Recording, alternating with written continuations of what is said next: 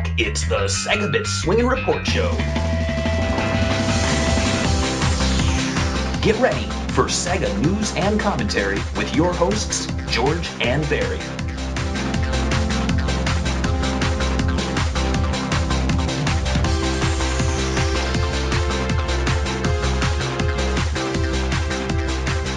Hello and welcome to the 50th episode of the SEGAbits Swingin' Report Show. I'm Barry and with me is George. Hello. And it's a very special episode as next week is the 14th anniversary of the Sega Dreamcast console. And joining us are three very special guests who covered the launch as well as pretty much the entire lifespan of the console. We have Francesca Reyes, the former writer of the official Dreamcast Magazine and current editor-in-chief of the official Xbox Magazine. Hi.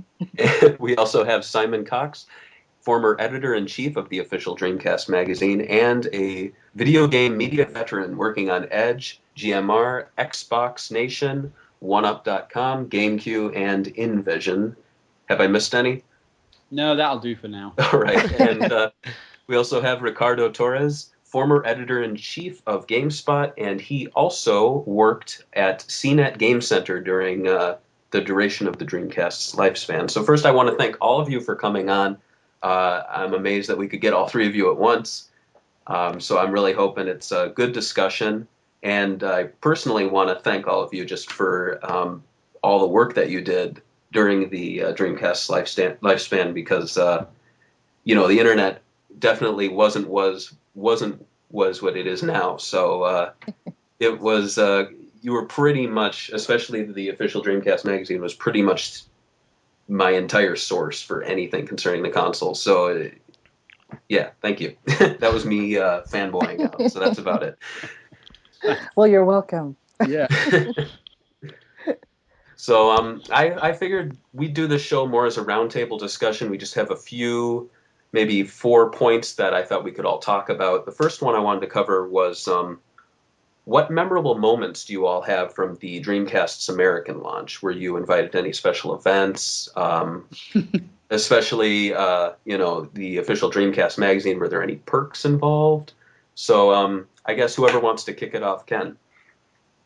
You know, it's all kind of a blur for me. You know, I remember that there was a launch party for Dreamcast back on, like, I don't remember, was it on 9/9/99 that there was the launch party, or was it I don't remember the date that the actual party happened. That was definitely the launch date, but yeah, I don't know when the party was. I've seen photos. Yeah, I don't remember it, which, you know, that's probably good, I guess. I mean, overall, I don't remember that at all. I can't. Okay, so here's a test. Do you guys remember the SEGAnet party? Was that the same thing as the launch party?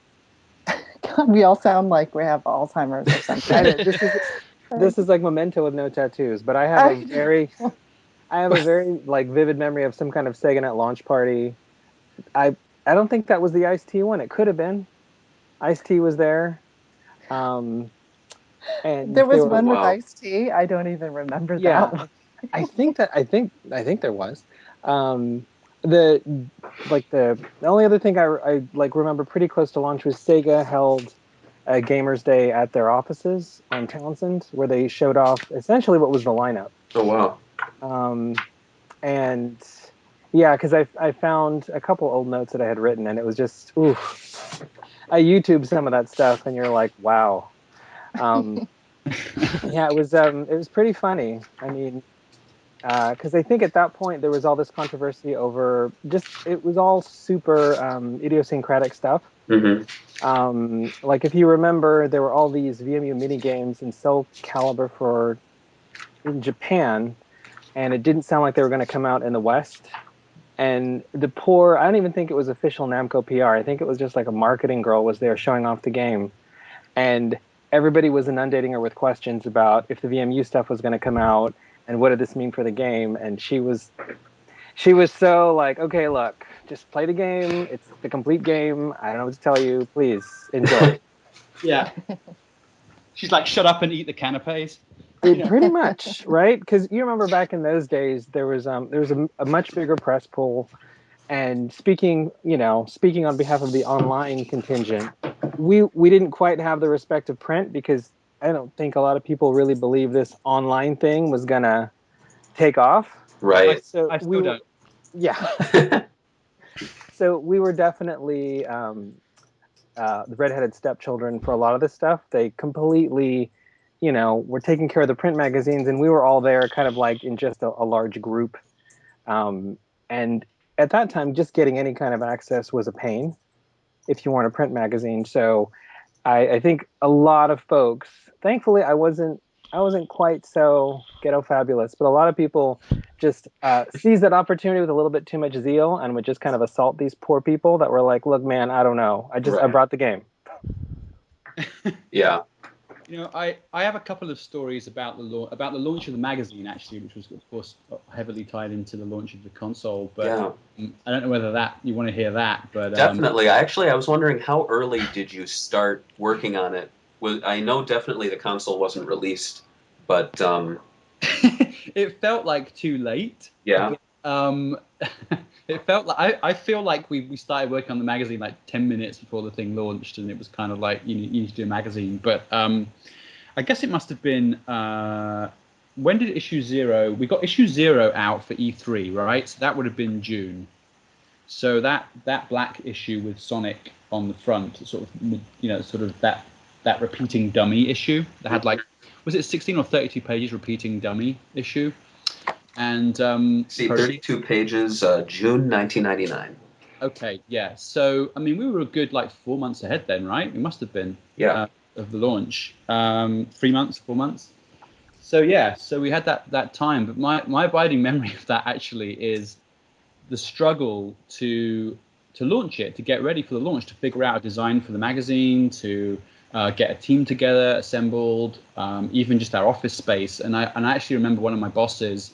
I feel like I had like 10 bosses at that point, but I seem to remember my boss taking me into a room at Imagine Media, as it was then. It's now Future US, of course. And it was pretty open plan, the office, apart from this one space which had doors and a ceiling. And it was kind of like, okay, we have our own private space here. And this was kind of a space that was hallowed ground because magazines had launched from here and been successful. I remember my boss taking me in there and showing me this empty room with all these empty desks. And he says, this is going to be your space to launch the magazine out of. And I was really happy about that because it meant we could play loud music and play games. And I was really into dance music at the time. So I could play my music without annoying everybody, which was great. And he said to me, Simon, no magazine that's ever launched out of this room has ever failed. Don't fuck it up. And I'll never forget that because it was kind of like, hey, here's the good news, you've got this room. Here's the bad news, I'm watching you. Oh wow! And it was sort of it was a really high pressure situation. We didn't have a team together at that point, and we actually had quite a high profile member of another magazine come over to work with us. And I was really happy to get this person, and at a critical juncture during the production of the magazine, this person left, kind of bailed, and it made things very, very difficult. It made the launch very, very difficult, and we didn't have a design either. We had to panic 2 weeks from launch of the first issue and just copy a design from a magazine from the UK that was part of our sort of sister magazines from the UK. So it was a real nightmare of a launch. Really enjoyable, but I mean there were some real like scrapes going on there. I mean we had to put a design together for a magazine in no time, in like 3 days, I think. Yeah. I don't remember any of this, weirdly. Only because I think I was just too busy playing like Sega Bass Fishing. When did you come on the magazine, Fran? I was there from the very beginning, right? Yep. Simon? I mean, maybe not from when you were brought down into the room and given the talk by the bosses, by the overlords, but I mean, like, I think I was there from issue 0 on. Yeah, I definitely see your picture in here. Oh, God. Don't worry, I'm not going to post Oh, it. God. But yeah, I think I was there from the very beginning. I was in that small, tiny room for a while, and I think I saw all the iterations of the staff from there on out, and all the way until the magazine closed. So, yeah, you hung in there. that's my superpower, hanging in there. Superpower is survival. Yeah. Yes. Yeah. Wow. But it was a. I mean, it was pretty brutal. I think you probably just had headphones on, like, you know, listening to music and doing your job while you know, I was leaning over the shoulder of our designer, you know, driving him mental, trying to get the magazine to look the way that we wanted it to look. But that was pretty rough, actually. It was a really tough last minute launch, and I remember issue 0 going to Sega to present the plan for issue 0 to Bernie Stoller. Oh wow! Right? Oh, Bernie. Yeah, and Bernie's a tough cookie, right? I mean, that's one way of putting it, and I'll leave it at that. And we went to Sega to present issue 0 to him, and we kind of got into a bit of a fight, him and I. We had this big meeting, and it was kind of like this big mafia meeting. Like, it was Bernie Stoller and his lieutenants around this huge table, and they sort of came mob-handed. You know, there were like sort of 10 of them around this table. And I went with Jonathan Simpson-Bint and Matt Firm, who were my bosses at the time. Mm-hmm. We went in there, and we were really proud of the work that we'd done so far on the magazine. And we got in there, and Bernie Stoller didn't like it. He didn't like the cover that we were planning to do for E3, and he didn't like the cover lines that I'd come up with either. And so Bernie used to work on the Village Voice. So he knows publishing, and so he decided that he could tell us how we should do it. And I wasn't very amused by that, and told him that I was the editor-in-chief, and that we were going to do it the way I wanted to do it, or not at all. Nice. And there was this silence in the room, and he went a little bit red-faced, actually, and I could see that I'd made the wrong move totally. Like, this is not the guy that you say that kind of thing to. And I was really full of myself, I think. I just thought, yeah, we're doing it my way, you know. Oh, that's youth. That's yeah, youth. exactly. And he just got up. He stood up, and he said, no, you effing won't. You'll do it like I effing want you to. It was just like, and then Jonathan Simpson-Bint got up, my boss, and said, hey, we just need to calm things down a little bit here. And it became this kind of thing. And, you know, it was a frosty meeting, and it ended shortly afterwards. And I remember my boss sort of saying to me, well, you handled that well. Oh, nice. Yeah, sorry. I was looking at your intro to the issue 0, and you definitely push that aspect really hard. You say you're official, and then you say, oh, so we can't say what we want, right? Wrong. This magazine carries the official license because that's the best way to give you, the reader, the best value of every issue. But you also note that you are still licensed or independent in that sense. Yeah, I mean, I think that was. I mean, Fran, maybe you'd agree, but like, I think we were kind of known for giving Sega.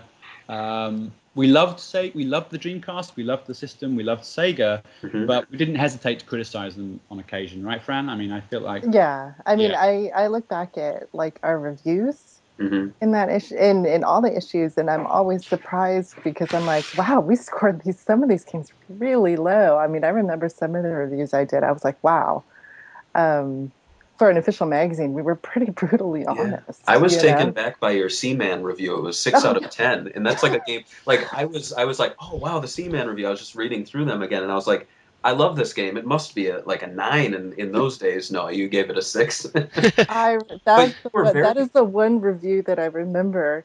Yeah. Like 100% all the way from way back then to now, because I remember I think there was someone at Sega who was really upset about that score, that I didn't understand the game. No, you were fair though, because I was reading the review, and you know, one of the negative points was the voice recognition was off, and it was. I mean, it wasn't perfect, and I definitely think that did hurt the game. Same with your Sonic Adventure review in issue 0, you give it an 8 out of 10, which is still a really good score. That's for the Japanese version, but you did note the glitches and the camera, which was one of those things I always thought a lot of people looked past back then, and they only started to notice maybe 5 years down the line. But it's interesting that you were pointing out these flaws at the time. So it definitely shows that there wasn't some sort of rose tinted glasses going on. Ricardo, what did you guys think of the launch titles? We were pretty I think I reviewed a couple of them because we were a staff of 2. God bless the internet, and we freelanced a bunch out.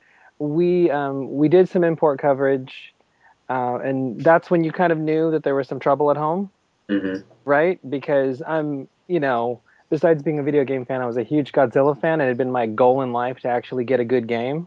So of course I imported Godzilla Generation. Oh, big mistake. Oh. So sad. I mean, I even got the freaking Godzilla VMU. I was so excited, and then I played it. But we were pretty hard on that stuff too. I think we were a little lower on Sonic, which it was the funny thing was there was always more pressure, at least at the beginning, on the print magazines if you guys scored stuff low, because you guys mattered more to them. Online, you were just kind of an annoyance, right? So they didn't mind too much.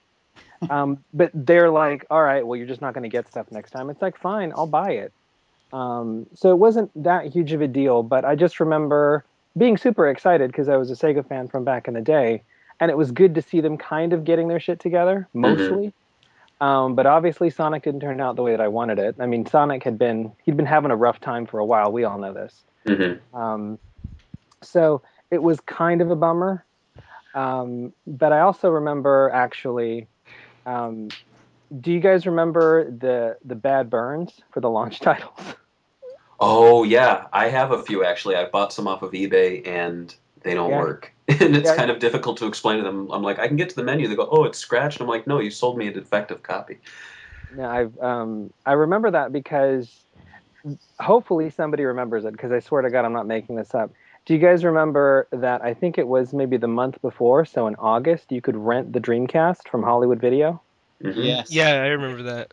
Yeah, and so I did that, right? Because Sega wasn't being super great about getting us products, so I'm like, all right, fine, I'll just go rent it. And so I flew through all these hoops, because back then it was almost like buying a car when you rented a hardware system from whatever. Yeah.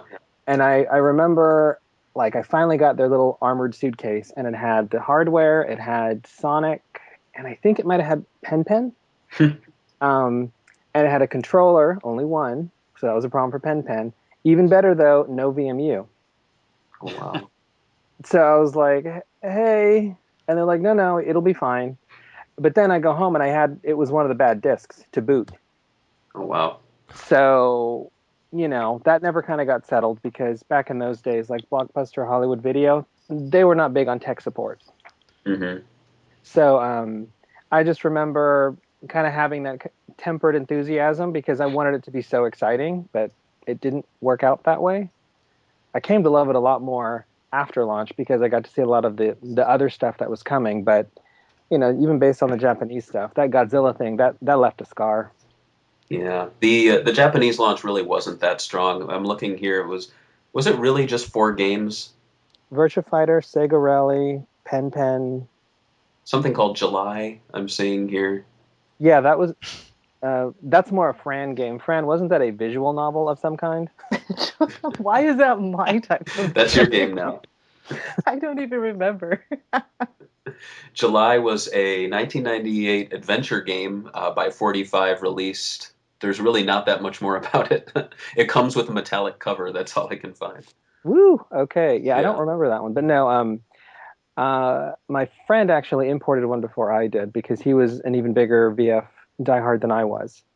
So he just came over and it's like, oh, check out my bag. And we all lost our mind. But we also kind of freaked out because the performance issues in VF and Sega Rally were they were upsetting, right? Especially because Sega's whole heritage was arcade, and we'd had this hope that finally we were going to get hardware where we were going to get really good arcade conversions. Struggle continues. And just really freaked out because VF was not so great. It got better for the US release, and so I do give them credit because they'd made quite quite a hefty amount of improvements from Japanese to US. Mm-hmm. Sega Rally still wasn't perfect, but it was a lot better than the slideshow that, the Japanese game would turn into at times. Mm-hmm. Yeah, I'm noticing in the second Sonic Adventure review for the American version, it actually went up a point to 9 out of 10. So, noting the changes that were made to the camera and some of the bugs that existed. Noting that Bernie Stoller came round and threatened to kill me. Yeah, probably. They did improve it a bit, didn't they? They did. Yeah, they did. Yeah. It was. I'm sorry. I was just going through the roundup of some of the reviews that we did for things like Expendable, Dynamite Pop, and man, we were taking these things to task, weren't we? Yeah. It's crazy. Like I think the main thing I remember was Speed Devils, right, Simon? Like, do you remember Speed Devils? I think it was like Ubisoft. It was that Ubisoft racer, right? Yeah. There were two. Speed Devils 1 or Speed Devils Online? No, it was Speed Devils 1. It was the one that came out at launch or around launch in the launch window. Yeah, I believe that was a launch window title. Yeah, and I think that was the one that you reviewed, Simon. Do you remember that one?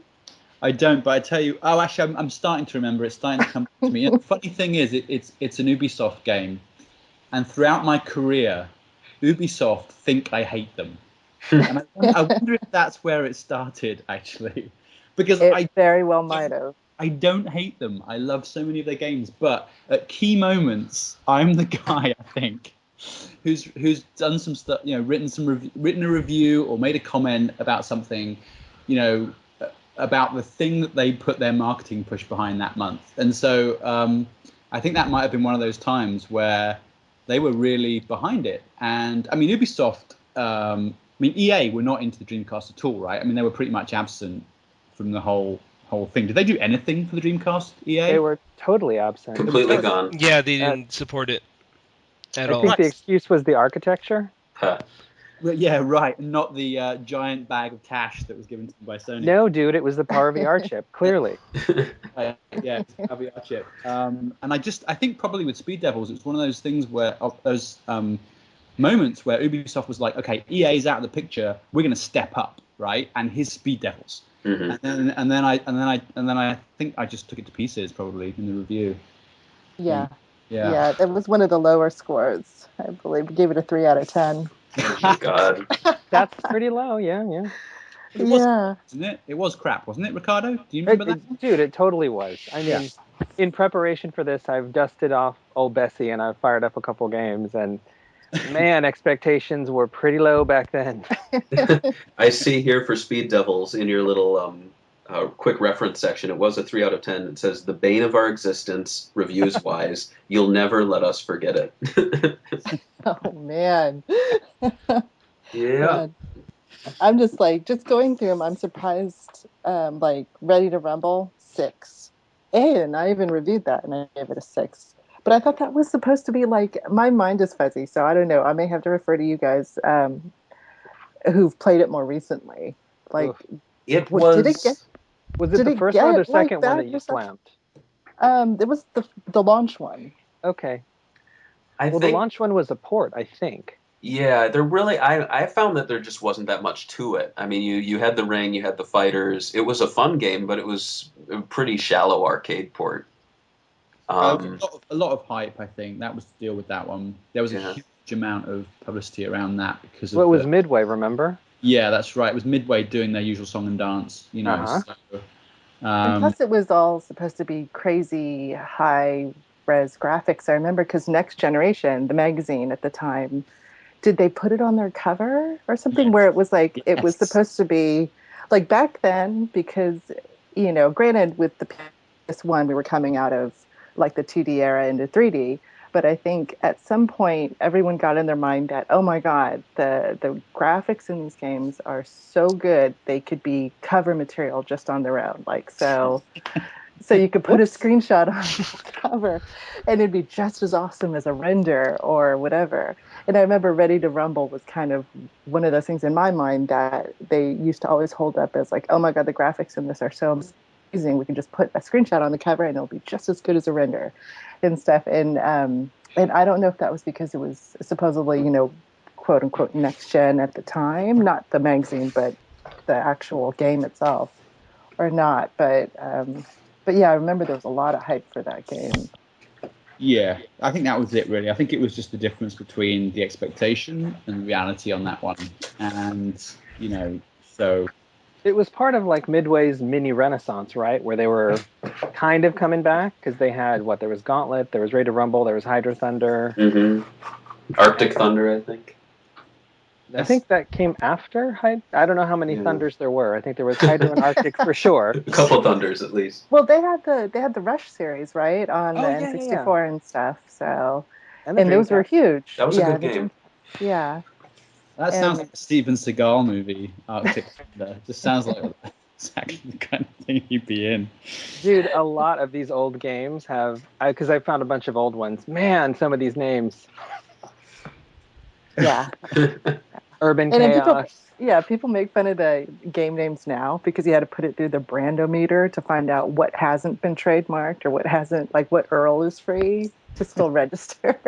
But I mean, back then they were just crazy. Like they would just pair names together like a adjective and a noun, and it didn't matter. But I do feel like we're getting negative on the Dreamcast launch. It was pretty awesome. What was your favorite games from the launch? Oh, I'm sorry. We're done. Me or anybody that wants to answer it. Go fan, because I'm still trying to remember. Well, you want me to name the games that came out for the launch? Calibur. Sorry, I'm an idiot. Soul Calibur came out. Sonic Adventure, Power Stone, Hydro Thunder, Marvel vs. Capcom, The House of the Dead 2, and NFL 2K. At launch? That's what it says right here. Yeah. You also had Air Force Delta, Blue Stinger, Expendable, Flag to Flag. Oh, I've got the list now. Yeah. I don't think Soul Calibur was at launch, was it? Was it launch?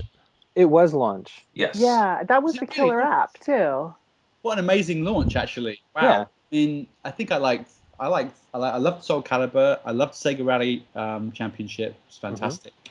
I quite liked Sonic. I mean, I did like it. I liked it, but it was over fairly quickly. And Power Stone, we were playing that in the office non-stop, pretty much. Yeah. Yeah, I was Sonic Adventure, Soul Calibur, Power Stone, Soul Calibur, and Sonic. I think those are my big three. And House of the Dead 2. Ah, right. Yeah, the House of the Dead 2 is a classic. So I mean, it's just. Yeah, of the 18 games, I think it really covered all of the genres really well. I mean, there's a few where it's lacking. I don't know about racing. I think some of the better racing games came later. But they certainly tried to cover racing because there was 4 or 5 games. A lot, yeah. Hydro Thunder for one, Flag to Flag. I guess, yeah. So but Trick Style, that was kind of a wacky game. But that was part of the hoverboarding craze that took place in video games. Great times. But it is weird looking at new system launches that racing games tend to always kind of be in force.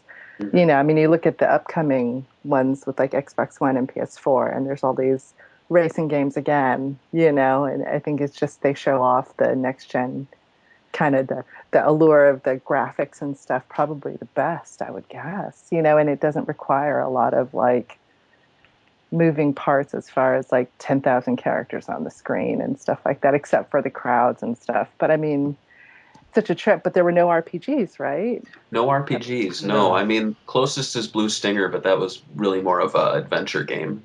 Well, yeah. Sonic was kind of an RPG. You were earning bracelets. That's true.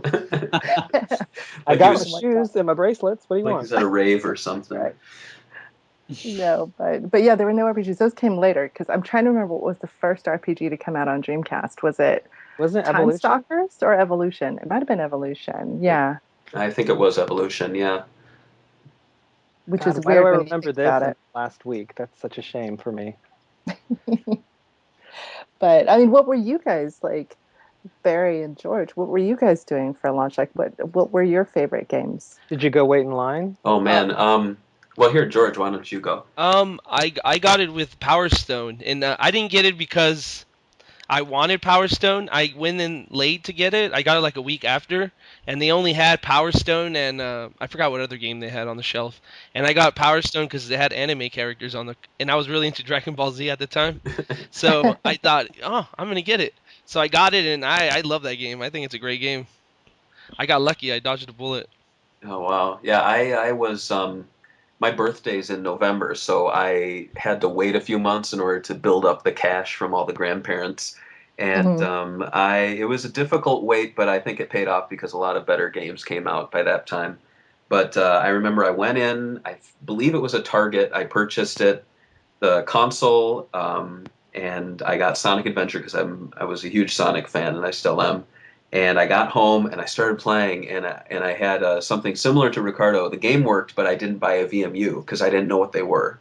Oh, I thought I saw I think I saw them and I was like, so I guess it's like a Dreamcast, like Game Boy. I don't need that right now. I got to play this game first. And so I got home and I'm like, well, how do I save? Because back in before that, really, it would either save inside the console like the Saturn did, or it would save on the cartridge. But of course, with the CD, I assumed the Dreamcast had internal memory. So and I don't was forget your notebook for passwords if you needed them. exactly, yeah. Well, I have the notes section in the back, but That's true. yeah, it was really just Sonic Adventure for a while until I built up a small library of games, maybe like 12. Power Stone was a big one, any of the Sonic Team games, but it went on for about another 5 years. I didn't really have that many games, and all of a sudden I just started hitting eBay, and now I have about 150. So So was Wow. that the first time that you had played it when you guys picked it up, or did you go to a friend's house? Did you play it around launch at all? I don't remember playing any demo pods. I think I watched videos only. How about Uh, you, George? Well, I got it the week it came out, so I mean, I took it.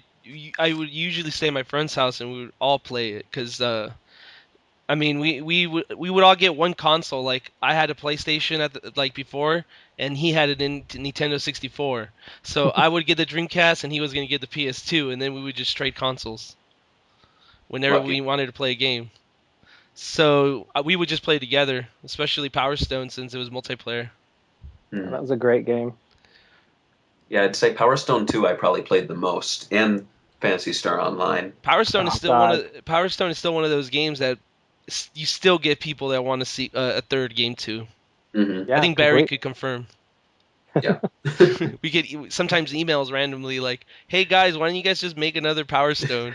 I love when we're thought to be Sega. They're like, "Hey Sega, make Shenmue and Power Stone, please."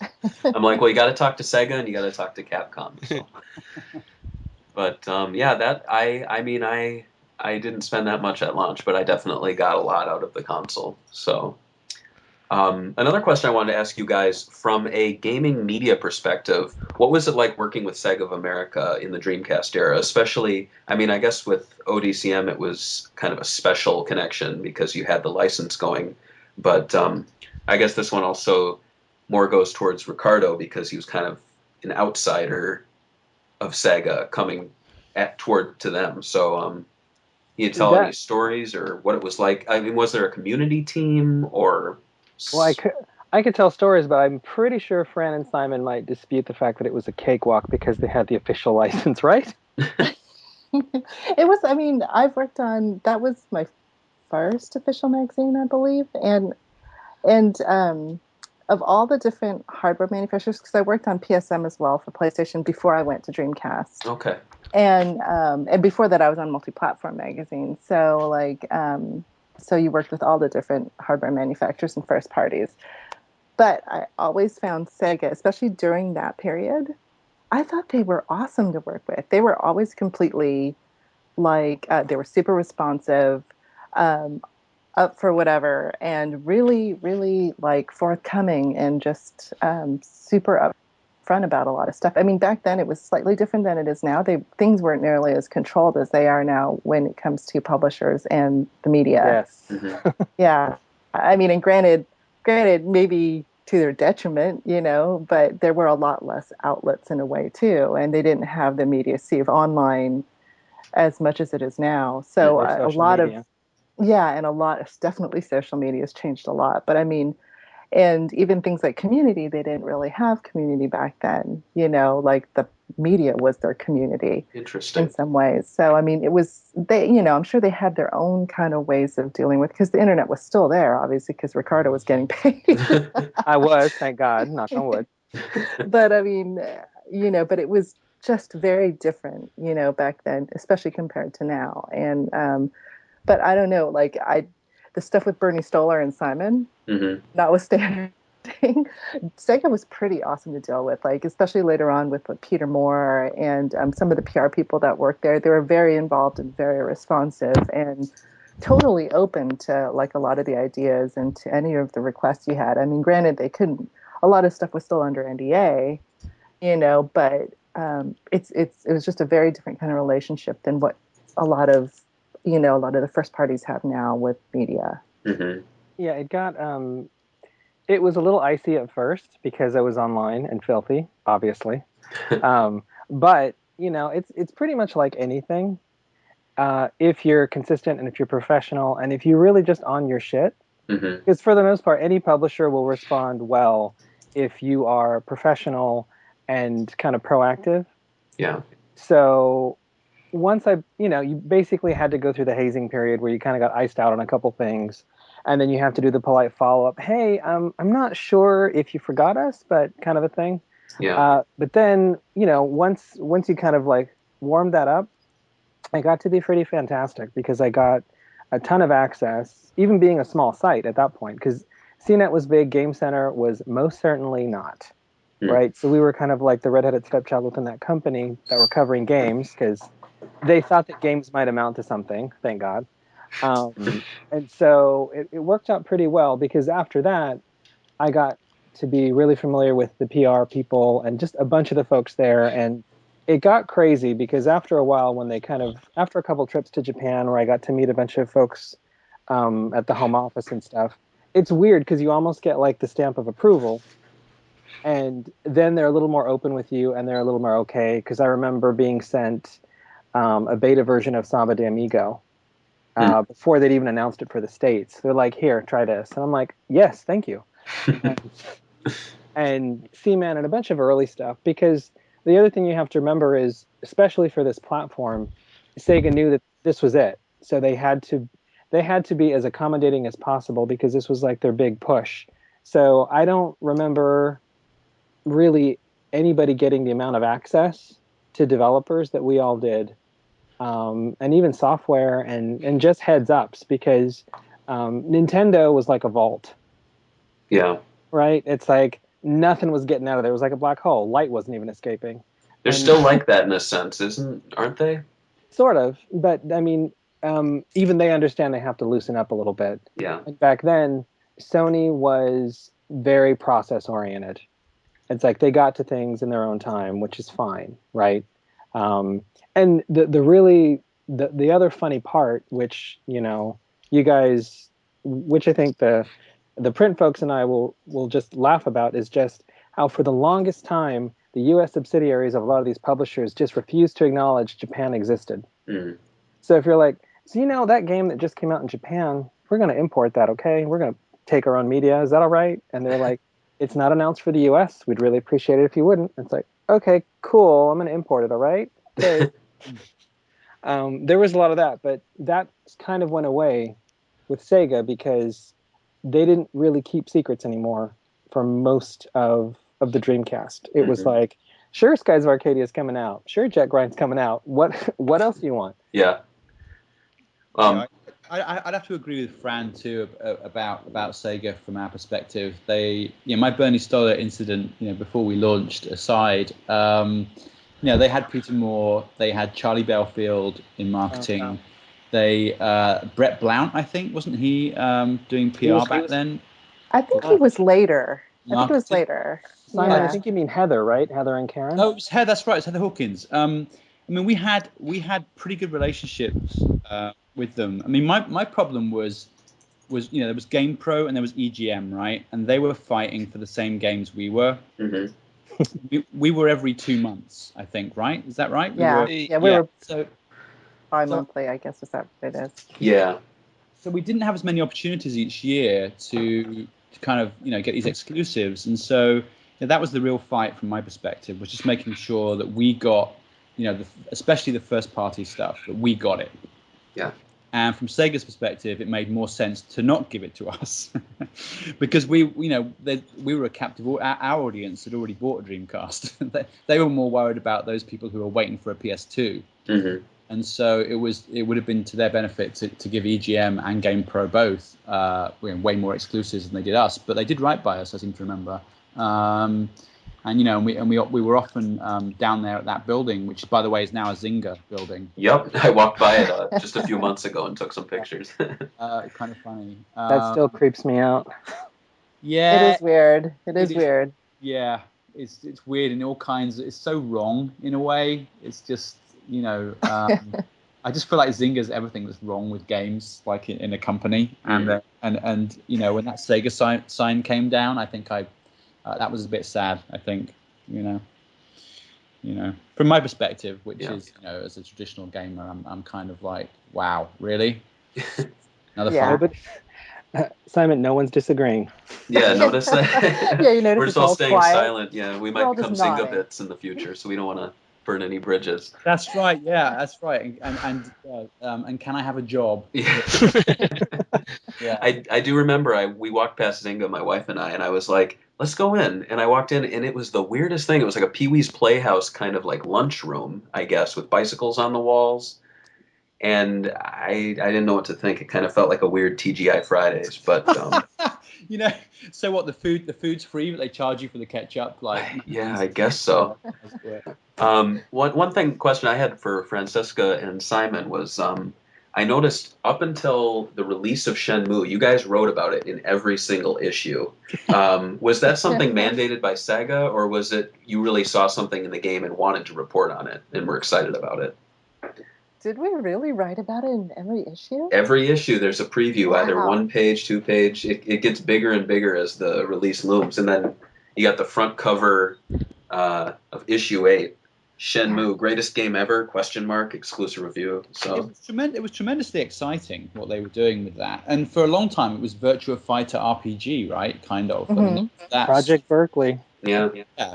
So there was all this mystique, I think, around it, and this feeling that we were going to have an adventure game with RPG elements, and then when you go to fight someone, it's like Virtua Fighter. We were kind of like, wow, that sounds absolutely incredible, and it turned out to be a classic, obviously, but I didn't know we covered every issue. I didn't either. Yeah, even the issue 0, I believe it has a mention. Oh, wow. I just remember, like, I mean, kind of going back to the first point and what Ricardo was talking about with Sega in Japan, it was, I mean, Dreamcast was, and this is going to be getting kind of like teary-eyed over it, but aside from like the press relations with the PR and stuff like that, I think Sega Japan was undergoing like this amazing, like, kind of like change. I mean, they were treating their internal studios like independent developers, with like United Game Artists, Smilebit, and all these different studios. Yeah, and all these different studios were kind of, being let off the leash to some degree, and kind of encouraged to just kind of follow their muse, So, I mean, that's how you got stuff like Jet Set Radio, and that's how you got stuff like Shenmue, and that's, it's kind of like it was like a really creative time for them on the system, and maybe even just slightly after, because we saw things like, I know Rez was on Dreamcast. There was a version on Dreamcast, but even slightly after, like once they went multi-platform, there was still a little bit of that in them, and stuff. And that was just a very, like, not to be super like precious about it, but it was a very like special time in like game development for like a first party manufacturer / publisher / developer to kind of be that crazy creative and let their teams kind of follow their bliss was really different at the time. And also you got these wildly creative games. That's how you got Samba de Amigo. That's how you got these really, like, kind of out of left field ideas for games. Not all of them are great. You know, a lot of them, maybe they were made to kind of exploit different peripherals, like with C-Man with the microphone and everything. And maybe there was a directive in that, but what the teams actually did with each of those directives was kind of what you don't really see much of anymore. Yeah. You know, it's much more calculated now, and that's, you know, that's okay. That's because it's a business and it's kind of grown up. But I mean, back then it was just sort of like everyone was younger, the future was wide open. And so in a way, I think a lot of people look to Dreamcast as this kind of peak of creativity in the game space, but they can never really articulate it. And it was also kind of like this pinnacle of Japanese development at that time, where before things started turning more towards like sharing it with Western development and stuff as far as on consoles. I know you got stuff like Half-Life and Quake and stuff on the Dreamcast, but it was still very dominated by Japanese developers, you know, and Japanese developed games. So, but there was a definite shift in the culture of game development after the Dreamcast went away. That probably continues to now. So, yeah, I always say the Dreamcast was the canary in the gas mine, because when it went down, games changed forever. And I will be all precious about it, you know, because I think we never saw games like that before, and we really haven't seen games like that since. That were, I mean, there's been some really neat stuff, and we're seeing a lot of really unique and interesting stuff in the indie space right now. But, you know, their hands are kind of tied by their budgets and what they can do. So it's the indie stuff is very much fueled by imagination and creativity, which is great. They just don't always have the budget to polish it up. But, you know, like Fran said, you know, these guys were doing kind of like, at that time, indie level ideas that were getting big budget treatment and just being incredible. Like, I mean, Space Channel 5, I mean, if it was done right now, I mean, you could do that with like pixel art and like, you know, some colored sprites, and it would still be great. But to get that level of polish and to make it look the way that it did was, I mean, you just don't see stuff like that anymore, because no publisher will take that chance, or developer, because they'd like to be around for longer than, you know, the release of that game.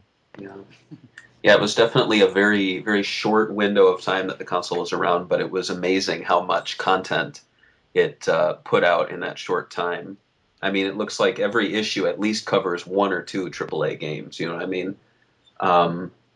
So, yeah, and I mean, I don't want to skip over the entirety of the Dreamcast's life, but I did want to ask how all of you handled the, I guess, the Dreamcast's demise, both as fans and as journalists. I did note that as early as issue 4, Sega made an announcement of restructuring and stating that their future is not necessarily in consumer-based hardware.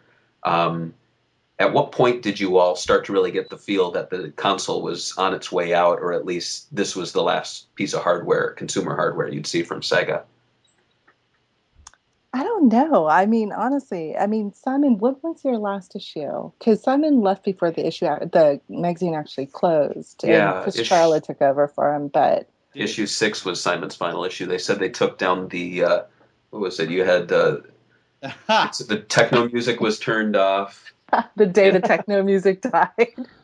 Yeah, and they said died. Yeah, it was a funny bit. He said the Union Jack has been lowered. The Moby posters have been torn down. The techno is officially off the turntable.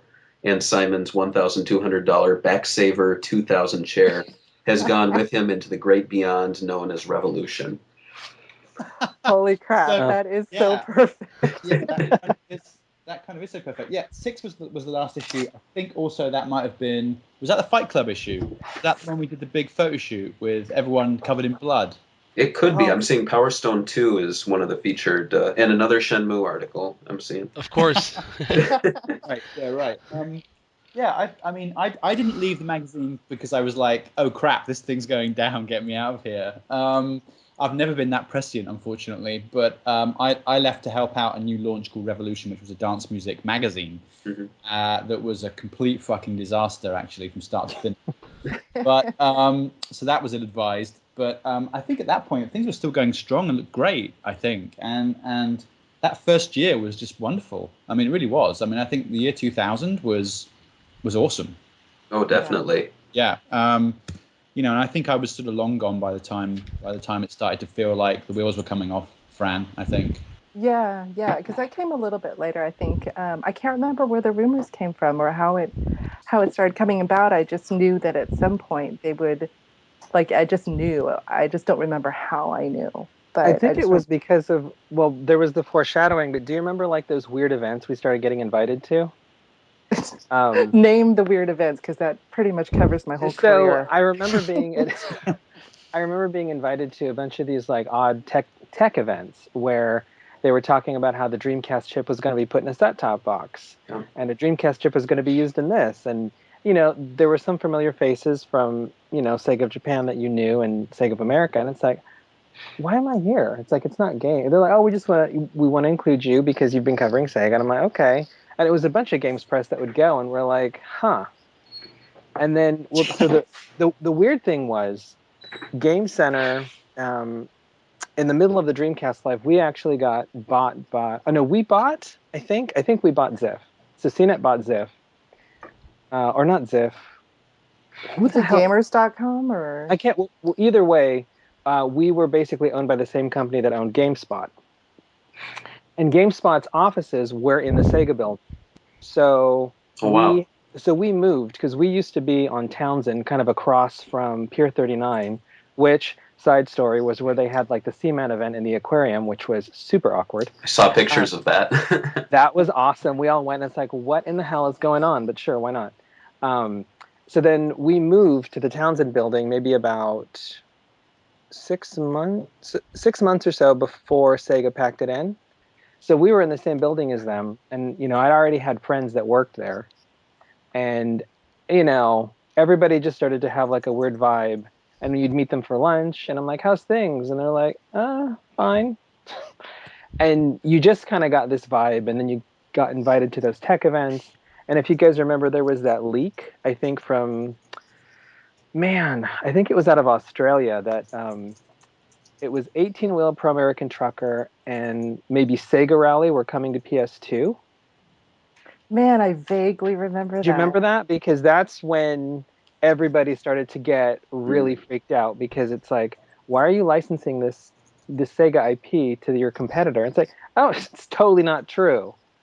But, but then it's like, well, how come I hear Australian voices in the background? What's going on? They're like, it's fine. And then I remember, it was so weird to be in the building that day because I don't know how you guys found out, but I think it was either the afternoon before whatever day they announced it was, you got a pre-brief call. It's like, hey, are you free? Like at 4:30? And I was like, sure. And then, it was a call with Charlie, and I think it was Charlie and Peter. It might have just been Charlie. And Charlie's like, hey, we're going to make an announcement. We're going third party. And I'm like, what? And, they kind of broke it down, and everybody was like, oh, my God. I remember being very, very, very sad, because I think, I may not be super crazy diehard, like as far as my knowledge base, because I've forgotten more than I remember these days as far as like game names and stuff like that. But I was always, from when I was younger, I was always a Sega person. I didn't have a Super Nintendo because I could only pick one system at the time, and I had a Genesis. Nice. And then from there, I had, Sega CD, I had a Saturn and everything like that. And so when I heard that they were getting out of the hardware, oh man, did I hate the PS2 so much. Oh yeah. So you moved to Xbox, right? Yeah. Well, I mean, the thing is, the PS2 ended up being one of my favorite systems of all time as well, because there were so many good games on it. But at that time, oh my God, I hated Sony and PS2 so much. And I don't ever care about those things at all. Like, I don't care about console wars. I don't, I just like games, And but at that time, I felt so personal. Yeah. Because I loved the teams so much. From meeting so many of them and seeing so many of these amazing games, and thinking like, oh crap, what's going to happen to Panzer? What's going to happen to Jet Set? And what's going to happen to all these like franchises that I'd come to like absolutely love?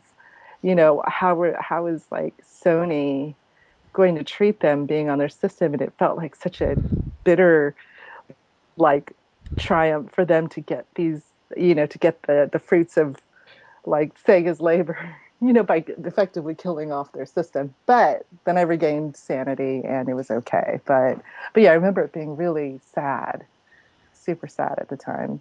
And it was really bad because, so, we get the news got out there, it was pretty rough. And of course, there's going to be layoffs. So there were. And we were in the building when that happened. And you're like, oh, man. And then even worse, and I still feel, I don't feel that guilty about it, but, whatever. Because, in retrospect, yeah, I was kind of a vulture. But of course, they had a fire sale, right? So they had like this incredible... I was at that fire sale, dude. And we were totally like, there. yeah, like... It Were was like we both there at the time? Yeah, you and Evan, I think, came. Really? Because I mean, man, I still have some of that stuff. I still have this like amazing. I found an old bag from that. And I'm like, why the fuck did I buy all this? Because I'm like, it's not gonna help. They were selling Dreamcast games for like $2. Yeah. Wow. So I ended up with like 10 copies of like Pen Triathlon or something. It's like, it was nuts. But so I did feel kind of guilty because like a vulture. But at the same time, I was like, you can't turn down those prices. Yeah. And where else am I going to get 2 SEGAbits fishing controllers? Yeah, that's right. That's how I was going through my closet. I have this closet stuffed with stuff. My husband hates me, because I have this closet full of freaking gaming crap, and it just keeps getting fuller and fuller. And he's tried to put a limit on it, but it won't be contained. But I was going through these like Tupperware containers full of like stuff, and I was like, why do I have like 9 Dreamcast controllers? And it's like, oh yeah, that's right, because they were selling them for like $1 during that fire sale.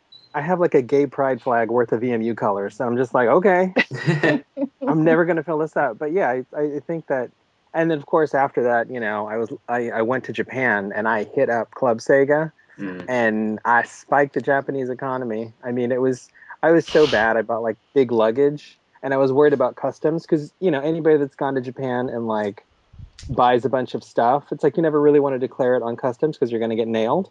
So you always try and keep it on the low. And I just remember being completely freaked out because I'd bought this enormous suitcase. And of course, when I went to Japan, I fucking bought every single Samba de Amigo set I could find because that was like gold. And like my fucking suitcase sounded like a maraca because I had like 4 of them in there. And I'm just like, please God. What did you do with 4 of them? I gave some friends and I have 2 in storage just in case the apocalypse hits. And you need to play Samba de Amigo to ward off the zombies. I got to keep in shape somehow. But yeah, it's like, I think that there was so much cool stuff that they did that that's why it was personal for a lot of people because they really were the people's developer, especially towards the end, because they had such goodwill behind them because everybody wanted to see them do well. Mm-hmm. And they were the canary in the gas mine because you saw that the core wasn't enough to sustain a platform anymore. Because everybody hated Sony for a long time, even before the Dreamcast launch. They wanted Sega to kick it to them hard. Mm-hmm. And if you remember like the old marketing stuff that was fantastic, like when Sega would do sort of the thumbing their nose at Sony with the redheaded kid in that ad. Yeah. All that stuff. You wanted that energy. You wanted Sega to have their swagger back. Even when they were doing like the really sad Saturn commercials with Knights versus PS1. And it's like, no, dude, just let it go. But, in the end, when the Dreamcast died, it was like the death knell of the core as like the main focus. Because what was obvious when Sony came in was they had bigger sights. They really wanted mainstream. And there wasn't anything really wrong with that because if that change hadn't happened, I don't think any of us would still have been employed for as long as we were after because games had to expand. Unfortunately, Sega had to be a casualty, and I still wish somehow they'd been able to keep doing hardware because there's something about their approach you've never seen anybody do again because it was a very smart mix of creativity and kind of artistry in a lot of ways. And some business, right? They were smart about some things, not all. And you don't see that anymore because people are either all in. Like right now, crazy as it sounds, Sony's the closest. Because I still disagree with you on there. Well, no, because if you look at stuff like Journey, and if you look at stuff like Heavy Rain, and like the weird artsy stuff, or even Rain, which is the PSN game that's coming out soon, you don't necessarily see people taking those kinds of risks from a major publisher. The indie, like all that stuff's moved to indie, which is great. But it's not as contained anymore, right? Because it's PC, it's Mac, it's console, sometimes it's mobile. But Sega really was like a hub for a lot of that really cool stuff happening at that time. It's changed a lot since. But, they really were kind of like an earmark for everything changing. When, for better or for worse. I think from a hardware perspective, Nintendo are closer to Dreamcast now in some ways. The feel, but I agree with you with Sony, and I think the PS4, is going to be. It's going to feel that there's something fresh about the PS4. It feels. Don't say it's a Dreamcast. Don't curse it. Please don't. It kind of feels like it's made by people who care again. Yeah. And passionate people who are listening to the gamers, but also trying to plan for the future. And I think it doesn't somehow the PS4 doesn't feel as corporate, which is amazing considering where it's coming from. Yeah, exactly. Which is amazing considering it's one of the biggest corporations in the world at one point. But like Fran said, when the Dreamcast went down, there was kind of like damn the PS2. I mean, I remember thinking that the PS2 was this soulless slab of plastic, compared to the the sort of friendly looking, well thought out design of the Dreamcast. I mean, the controllers on the Dreamcast were amazing. The VM thing was amazing. It was great. It just had these fatal flaws, and I think a DVD player was one of them, by the way. Yeah. I mean, not having a DVD player, dolt. But I think it kind of feels like that now. I feel like Nintendo have it with hardware a bit, now, which is that their stuff feels friendly and interesting. And yeah, it's the Wii U is flopping like the Dreamcast, so maybe there's more similarities there than we like to admit. Yeah. Right now, but from a software perspective, Ricardo, I think you're spot on. That Sony feel like they just kind of they get game fans. It's like we've gone back to that era before it all went, hey, everything has to be mainstream. Until none of that sells, at which point we're back on track. Oh, sorry. I was gonna ask a question if that's all right. Yeah. Ricardo said that you guys went to a meeting with when they introduced the chips for the TVs and all these other ideas they had. The Dreamcast also had a lot of unreleased hardware. There was the MP3 VMU. Do you guys remember that? MP3 VMU. God, that's right. Do you remember the zip drive? The zip drive? Yeah, they had the zip drive. Do you guys ever get hands on with this stuff, or was it just no press got hands on?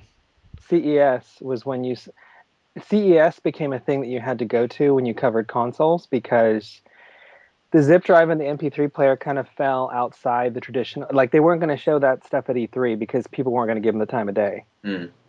So they would have to take that stuff to CES. So I remember being told by Sega, you should go to CES this year. And I'm like, why in the hell do I want to do that?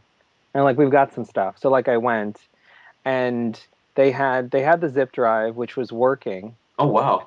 Yeah. I mean, they were streaming a movie an anime off of it. And it looked pretty okay. I mean, Simon, I think that was going to be the we don't need a DVD player, we have zip drives kind of a thing. Yeah. By the way, your ability to remember things from back then is, I feel like Jason Bourne right now. Do not ask me what happened earlier today or last week, but I remember Dreamcast fine. Yeah, that's what Francesca told me. She said your stuff. So. Yeah, I mean, I actually don't remember. I remember the zip drive, and I remember thinking, what? And I vaguely remember. I remember somebody plugging headphones into a VMU and listening to music. So that must have happened too. But I don't actually remember using it and walking around with it. I don't think that ever came out though. So no. You're not. Yeah, it was unreleased. Yeah, I remember somebody had one. Or had a go on one at some point, but I don't remember having a go on one myself, so I don't actually remember it. But yeah, that's what I mean. It was so it's just like they just kept thinking of cool ideas, and then they sort of did them, but with no market research whatsoever. Yeah. Two But unreal. also think about how many peripherals came out for the damn thing. Yeah. Like, I think that was the last platform where everybody went batshit crazy. Because right now we've got what? We've got fighting game controllers, which are kind of ubiquitous for people that are into that, and you've got racing wheels, and you've got the Kinect and the Move. But that's about it, right? Yeah. Well, Dreamcast. then we had those guitar controls everybody was into for a Oh, while. and the Rock Band stuff, sure. Yeah, but Dreamcast definitely. I remember my setup. It was the keyboard, the mouse. I believe I Oh. imported a DreamEye. I couldn't use it, but I liked the look of it. I have mine. Yes. It's there was the twin sticks, the maracas, the microphone, and I mean the funny thing is that with all of these things, they maybe were usable with a couple games at most. What was the arcade thing in them? They didn't. To Simon's point, not a lot of market research was done. It's like, well, what else could we do with the virtual on twin sticks? It's just like, fuck it, just bring them out. We'll be fine. They kept answering questions that no one was asking, but I think the That's perfect. That's totally true too. but they answered them so definitively and wonderfully that you kind of forgave them for it. But I remember the arcade stick being absolutely amazing, and to this day being maybe, if not the best, one of the best arcade sticks ever, wasn't Definitely. it? Yeah, Agreed. people actually were trying to get PlayStation 2 adapters so they could use it on that. Right. Oh yeah, and you see anytime Sega or some of those fun gray market people in Japan are like, it's a Dreamcast control, it's a Saturn controller for your PS2. Everybody, like, that shit spikes. Yeah. I mean, they were really good about their controllers. I mean, it's like, oddly enough, the 3D controller felt pretty good, which by all rights had no business feeling as good as it did. We were joking, like I was talking to Ricardo the other day, we were joking about Bleemcast. I mean, it's not a peripheral, but we were talking about that. We're like, how did they ever get away with that? Yeah. Well, punchline, they didn't. They're all dead now. No, I know. I know. I mean, they're gone now, but I mean, it's just amazing that anyone even tried it, and that Sega was kind of like, yeah, we're going to look away and you can do whatever you want, Meanwhile, Sony was fighting tooth and nail. But yeah, it's amazing how many weird, quirky things came out for Dreamcast, like whether it was games, whether it was peripherals and stuff. But it is exactly like Simon said. It's like no market research. You just went, fuck it, try it, and see if it works. I'm curious if any of you remember the Swatch Watch. I always read about it, but it was a Swatch Watch that connected to a VMU. You wrote about it a couple times in the issues, and you could beam information. That was Japan only, right? I don't think it ever released. If it did, I would have bought it on eBay. I swear to God, if I go through, I know the exact drawer in the exact dresser. I think I have something like that. Because I remember, I don't think it was that one, but I know I have a Sonic watch somewhere that someone in Japan sent to me. Did it and I connect come to across VMU? it.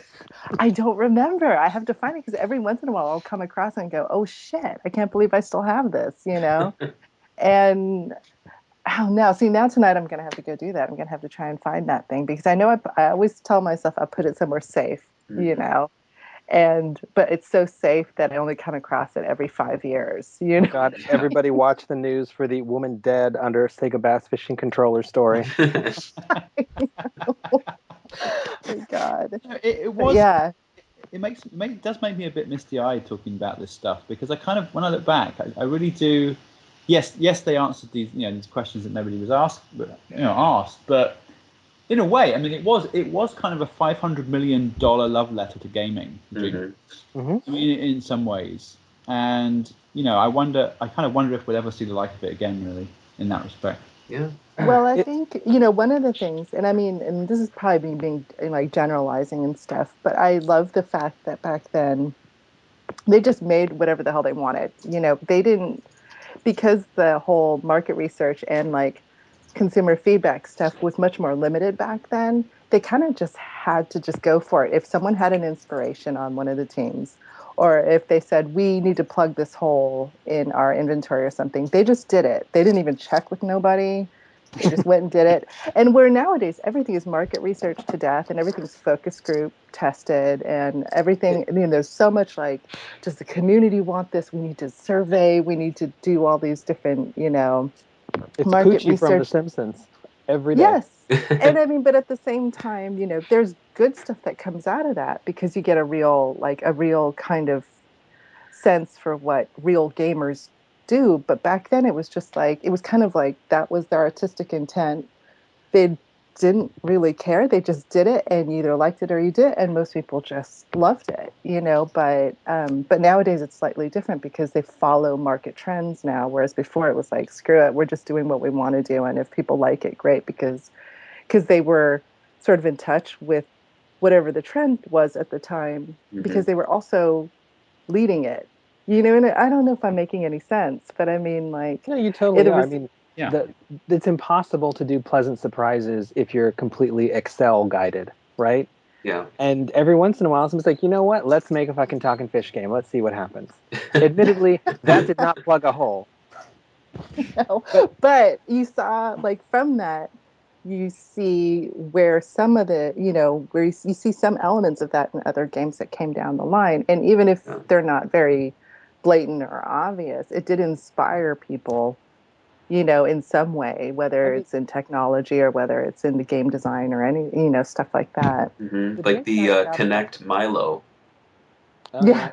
It reminds me. I remember when people they're like, "Oh, it's like a kid, but it's like Seaman, but it's creepier than Seaman." You can't Nothing get can creepier be than creepier seeing than that. That's true. That's true. Yeah, I don't know if you hook Connect up to Seaman, that would be the creepiest I've been thing. surprised some of that stuff hasn't come back because I know. Sega was so ahead of the curve on some of that shit, where it's like the technology just couldn't support it. But now we would have the most fucked up Seaman you've ever seen in your life. Yeah. We'll never say never. There's a 3DS Seaman apparently rumored. I know, but it's not the same as having it stare at you on your TV. I know. Now it's in your pocket. Well, I just always think, why don't they just freaking release Typing of the Dead on Steam?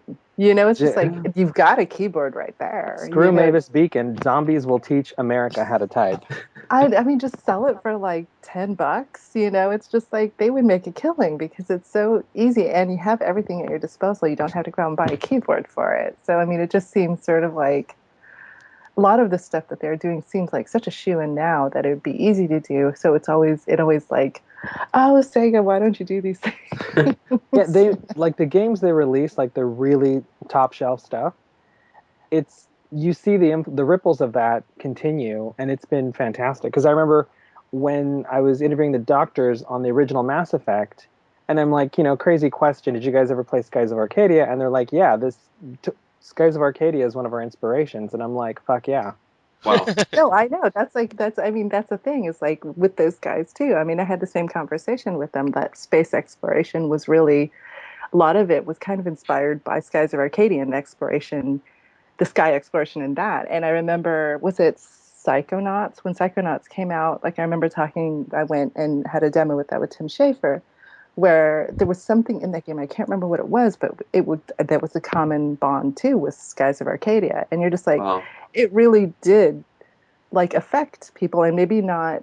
You don't see games come out that are exactly like this stuff, but I mean, it did inspire certain game designers and developers in ways that you might not be able to tell now. And so, I mean, and because there was such an imagination and creativity, like kind of this like spirited sort of game design back then, and it really affected a very specific generation of designers, So it's really cool to see that. It's weird when you talk to some of these different like developers and stuff about it, and it's like awesome. You have this common language because you both know this stuff and love this stuff. It almost always goes back to Dreamcast.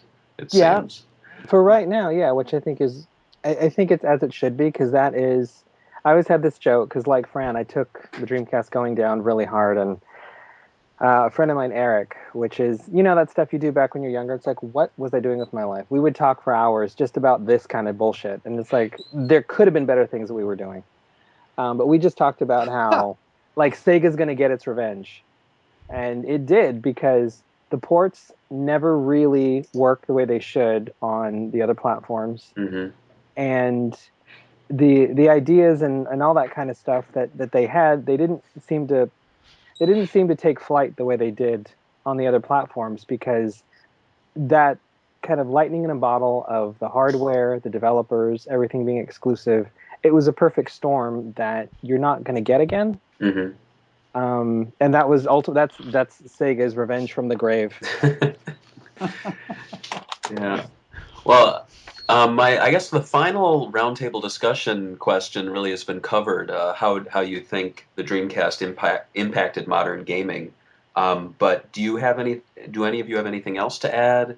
Maybe hardware-wise, online play, things like that?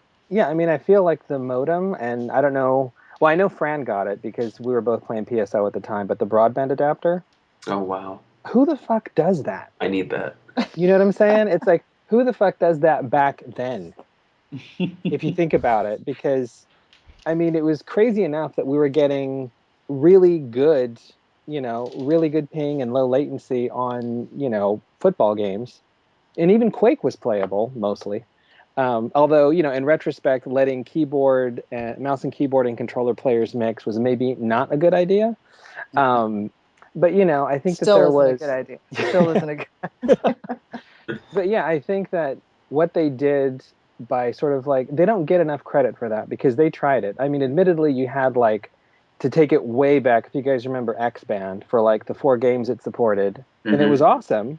But, it was some like, smoke and mirrors and jazz hands to make it all go. But like, Sega made a commitment to online gameplay, not just with the peripheral they included, but the sports games, which were absolutely fucking clutch, were great.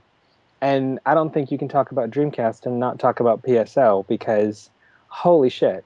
Yeah. Like so many hours of my life got pissed away with that. And what's nuts to me, it's like, it's so fucking small. Because I went back and I played it a couple of years ago and I'm like, really? Yeah. It's like, why am I going through it's like, it is like the fucking definition of madness, right? Is constantly repeating the same thing and hoping for a different outcome. It's like, I gotta get that elite drop. Come on, let's kill Dragon one more time. But, I know Fran's got some stuff to say because we played that shit every fucking night forever. Well, I met so many people at the time playing PSO. I remember I used to play with James Milkey. I used to play with like Anthony Chow. Yeah, and like all these people at the time who were also fellow like reviewers and games journalists and stuff, and everyone would get together for freaking PSO, and we'd all like, that cheesy was It's Time to Slay the Dragon. I mean, it seriously was that, it was time to slay the dragon every freaking night, and I mean, those are just some of my favorite memories. I mean, the other stuff was meeting Mizuguchi. Yeah. Like, I absolutely totally respect that guy. I mean, such an incredibly nice guy, down to earth, but also super smart and super creative. I mean, I think, Simon would know more. Do you have a history, Simon, with Rez? Like, I've heard rumors about this, and I always wanted to ask you, did you actually, I don't know if you want to out this, but like, did you actually name that game or suggest the name for that game? Yeah, I named it. No. Yeah. Tell us the freaking story. Don't just say yeah.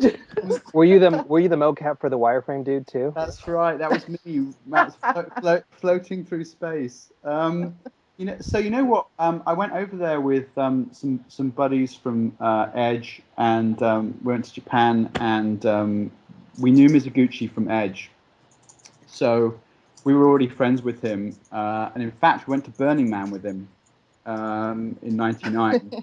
And I have an abiding memory of one night wondering where he got to and seeing these tiny little flashing lights coming towards me on the playa out of the dark. And as he walked up to me, I was like, oh my God, it's Tetsuya. And he had these like little lights on his shoes. And every time he walked, they would flash. Anyway, that's just a by the by. But he was...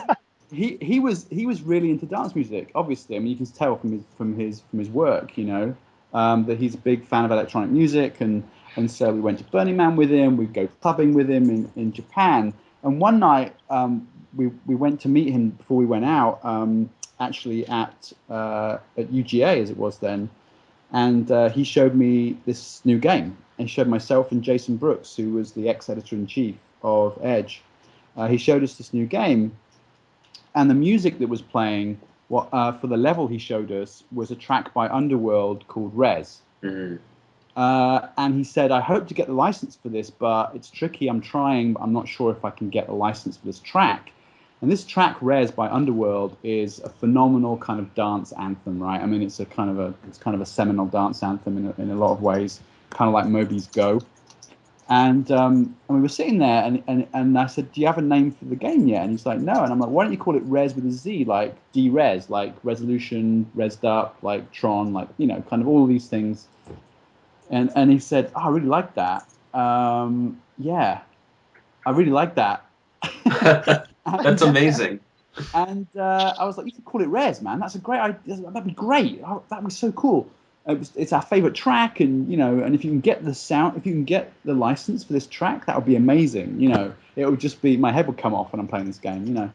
And and he didn't get the license, unfortunately, for the track from Underworld, but he did keep the name Res, which was cool. So I'm somewhere in the credits, I think, somewhere. But that's my little claim to fame. Yeah, right. Oh, wow. That's a great claim to fame, though, because that's a total cred. It's a cred. Booster. That's true. It gets me some cred points, which I Get back. a T-shirt made. It's not real unless it's on a T-shirt. That's true. I desperately need those cred points, so I'll take those. Right. You'll get cred points with 40-year-old dudes who remember Dreamcast. Right, that's right. Now, Ricardo named Speed Devils. Yeah, exactly. You don't get many from that. Cool. That's is that like kind of what? Because I mean, I'm just thinking like meeting Mizuguchi and like getting to know him, and also meeting Reiko Kodama. Which, God, my favorite person ever. For Skies of Arcadia and stuff, and getting her to sign my copy of Skies, which is the dorkiest thing ever, but it's freaking Reiko Kodama. I mean, behind she did Phantasy Star, and Phantasy Star 2 and everything, and you're just like, it's just amazing, like meeting these people and finding out that they're just down to earth, really cool people. So nice, yeah, just so nice, mm-hmm. Nice people. And Kenji Ino, he was a good friend of Mizuguchi, as you know, and I remember that same trip we went over to, was it Warp? What was his company called? Warp? It was Warp, yeah. Such a great guy. Wow, did you ever go to his to Warp's like studio? Did you ever? Yeah. So you saw the little path with the plants and where they would sit around that little... Yeah. Yeah, it was just so creative and amazing. And you just got the impression that these were the sort of quietest, nicest, most creative people. And it was just this very gentle kind of vibe, but very creative. It was artists. Unique. I mean, that was... Exactly, yeah. That was the thing, right? So there's this, Simpsons, right? Disco Stew doesn't advertise. Well, there's something about like that. That is my motto. So it's that specific crowd of developers, like what Simon said, incredibly soft-spoken, really nice, genuine people, mm-hmm. and then they would you'd have a nice dinner, you'd go meet them for drinks or whatever. It's like, oh, I want to show you something, and then you would fucking shit your pants. You're like, you did this, and it's like, yeah, you like it? And it's like, oh my god. Yeah. It's like, that was the thing that I love the most about that whole thing. Because Kenji, I don't know if you guys, I'm sure you guys know he passed. That was... that was sad. I mean, he was great. I mean, prickly, but I mean, all creative people are, right? But he was a really awesome, genuine person. One of my crazy favorites of the Dreamcast was D2, specifically because of that ending. The game itself was a little... I still don't understand why you're so ape shit over that ending, but I'll let you have it. I will let you have it. I'm going to keep it. I'm going to allow this.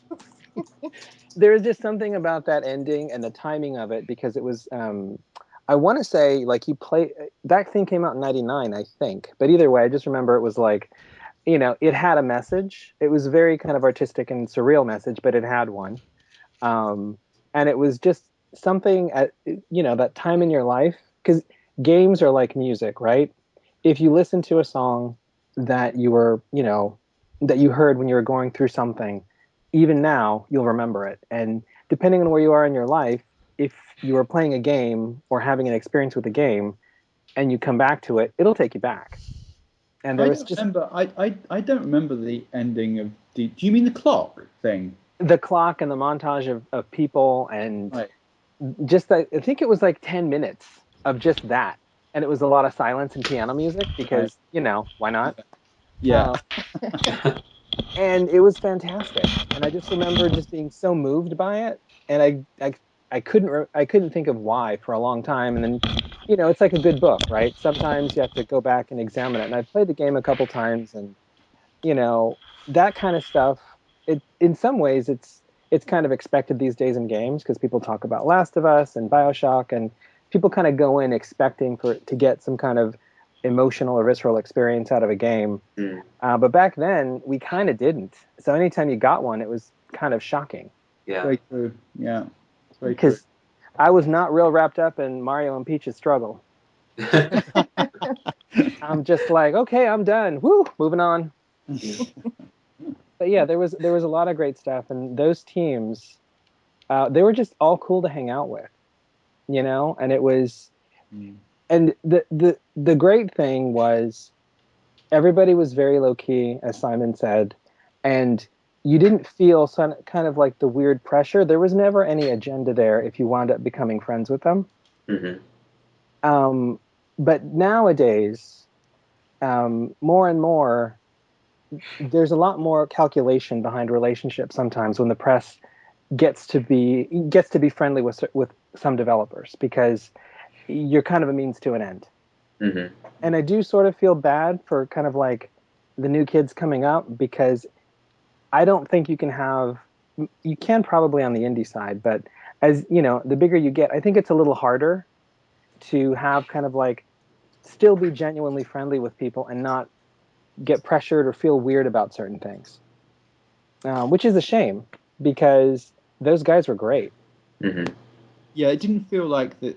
They didn't make it feel as if they were the top guys who were in charge of worldwide brands, which is how you feel now. You feel like you're dealing with a brand, not a person. Sometimes now, I would say, and these guys, Kenji Ino, Tetsuya Mizuguchi, and a whole host of others were.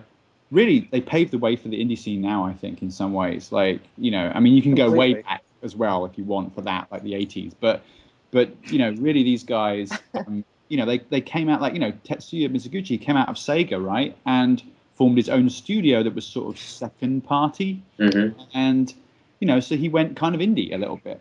And, and did his own thing. And commercially, maybe, ultimately, of course, it didn't work out too great, but it was good enough, but it wasn't about going out there and creating the next Call of Duty type game. It was about what do I want to do, Tetsuya Mizuguchi? What am I into personally? What does my artistic kind of drive, inspiration tell me I should be doing right now, rather than what's the next big commercial hit? You see that. Yeah. I'm sorry, you see that with Child of Eden, and I don't know how 100% he was involved with the creation of that game. I think he was fairly involved with it, but you see it within that where it's like he's incapable of making a game that isn't at least somehow tied to personal expression or authentic. his It's got to come from something authentic. Yeah, and I mean, you don't get that very much. You get, like we've all said 9 million times, you do get that now, and I think that's why everyone is so excited about, indie games, because you do see glimpses of that a lot, whether it's personal expression or whether it's experimenting with form or experimenting with different kind of design, and it just seems to be coming kind of full circle from that era. And even though all of those studios were in-house to some degree, that spirit, you can see it now finally kind of coming full circle with like these indie games, and so it's kind of like a cool renaissance right now for that, even though, very different messages, very different kind of forms of expression, but there's that variety and there's that kind of that passion for this games as like kind of a tool for doing new things and trying new things, that we haven't seen necessarily a lot of or as much of over the past maybe 8 or 9 years, so. Yeah, it's the games are it's legitimate now to think of it. It's not ridiculous to go to the press and say, yeah, this game is about personal expression for me. I mean, you would have been kind of laughed at a bit, I think, particularly by big companies like EA, or Activision 5 years ago even, saying that, it's about your personal expression. No, I don't think so. Well, it depends on what you're doing. And if you're just like, if it's just a military shooter, then be like, man, that is some fucked up personal expression. Then express yourself for a lot of money for us. Thank you. Yeah, you might be passionate about it, but it's not about your personal experience. You're not looking at your life in some way and trying to express something personal. You're making a great game, no doubt, but are you really? Is it coming from a place of sort of authentic personal expression? And that's what's so exciting about the indie sort of revolution that's going on at the moment, and what was so exciting about those guys in Japan back then, and others too, so it's had an amazing legacy, I think, the Dreamcast, really. And the more we talk about it, the more I'm kind of thinking, wow, yeah, it was a long time ago, but there are echoes. Yeah. It's a sign of a good classic, right? Yeah. Yeah. Yeah. Where it can it still resonates now, even if some of the games probably don't, like if you actually played them now. Yeah. Because of the way they look and because they're tied to technology. But, just what they were trying to do and everything. And I mean, granted, not all of the games were artistic or masterpieces, i.e. look at some of the games in the magazine. You're like, wow, I forgot about that game. Like, what was the Rockstar game? The Wild Metal Country? Was it called Wild Metal Country? Really? Sounds right. Yeah, Wild Metal. So Rockstar did GTA 2. So Dreamcast owners, we missed out by one. And there was Wild Metal, and they did one other one, didn't they? I think Rockstar only did like 2 or 3 games.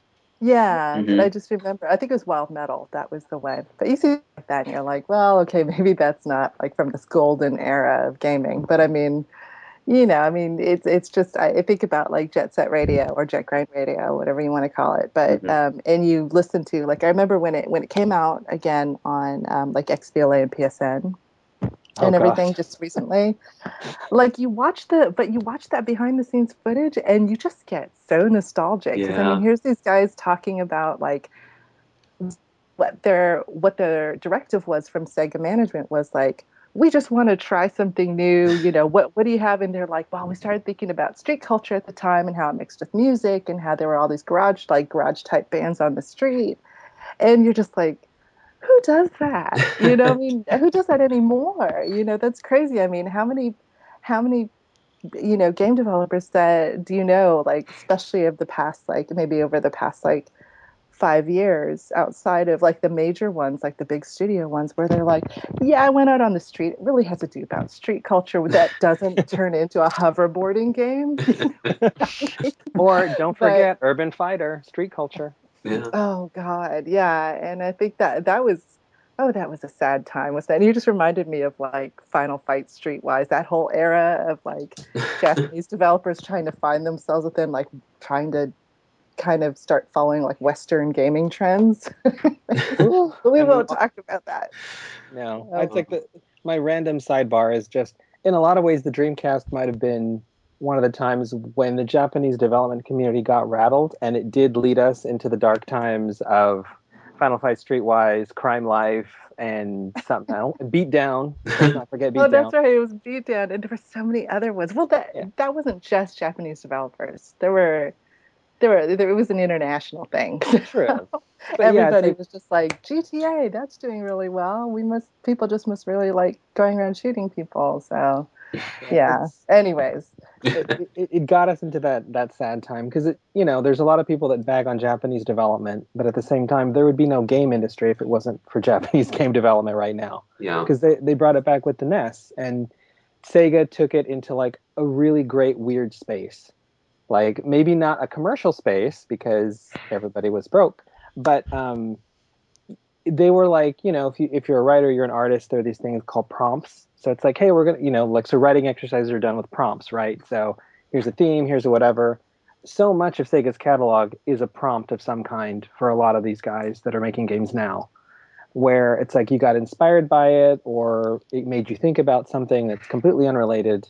And, so there is value in Japanese game development. It always kind of annoys the hell out of me when people just try and dismiss it. It's like, well, they're freaking out right now because the industry's changing.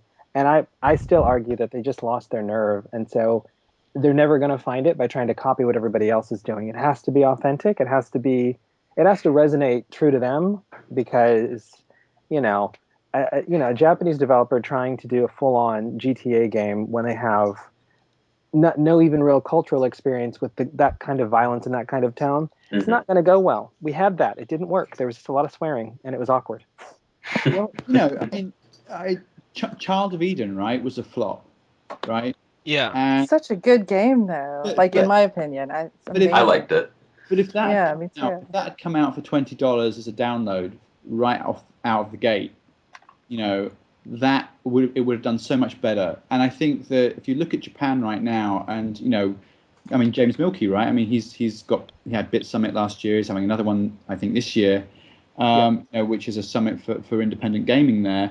And he really feels, I know, that there's a sort of revitalization going on there because of indie gaming, and it's going to start bearing fruit. And I think people like, Mizuguchi are going to be able to find their place there, because it's been somewhat uncomfortable in the AAA world for them, I mean, in terms of, financially.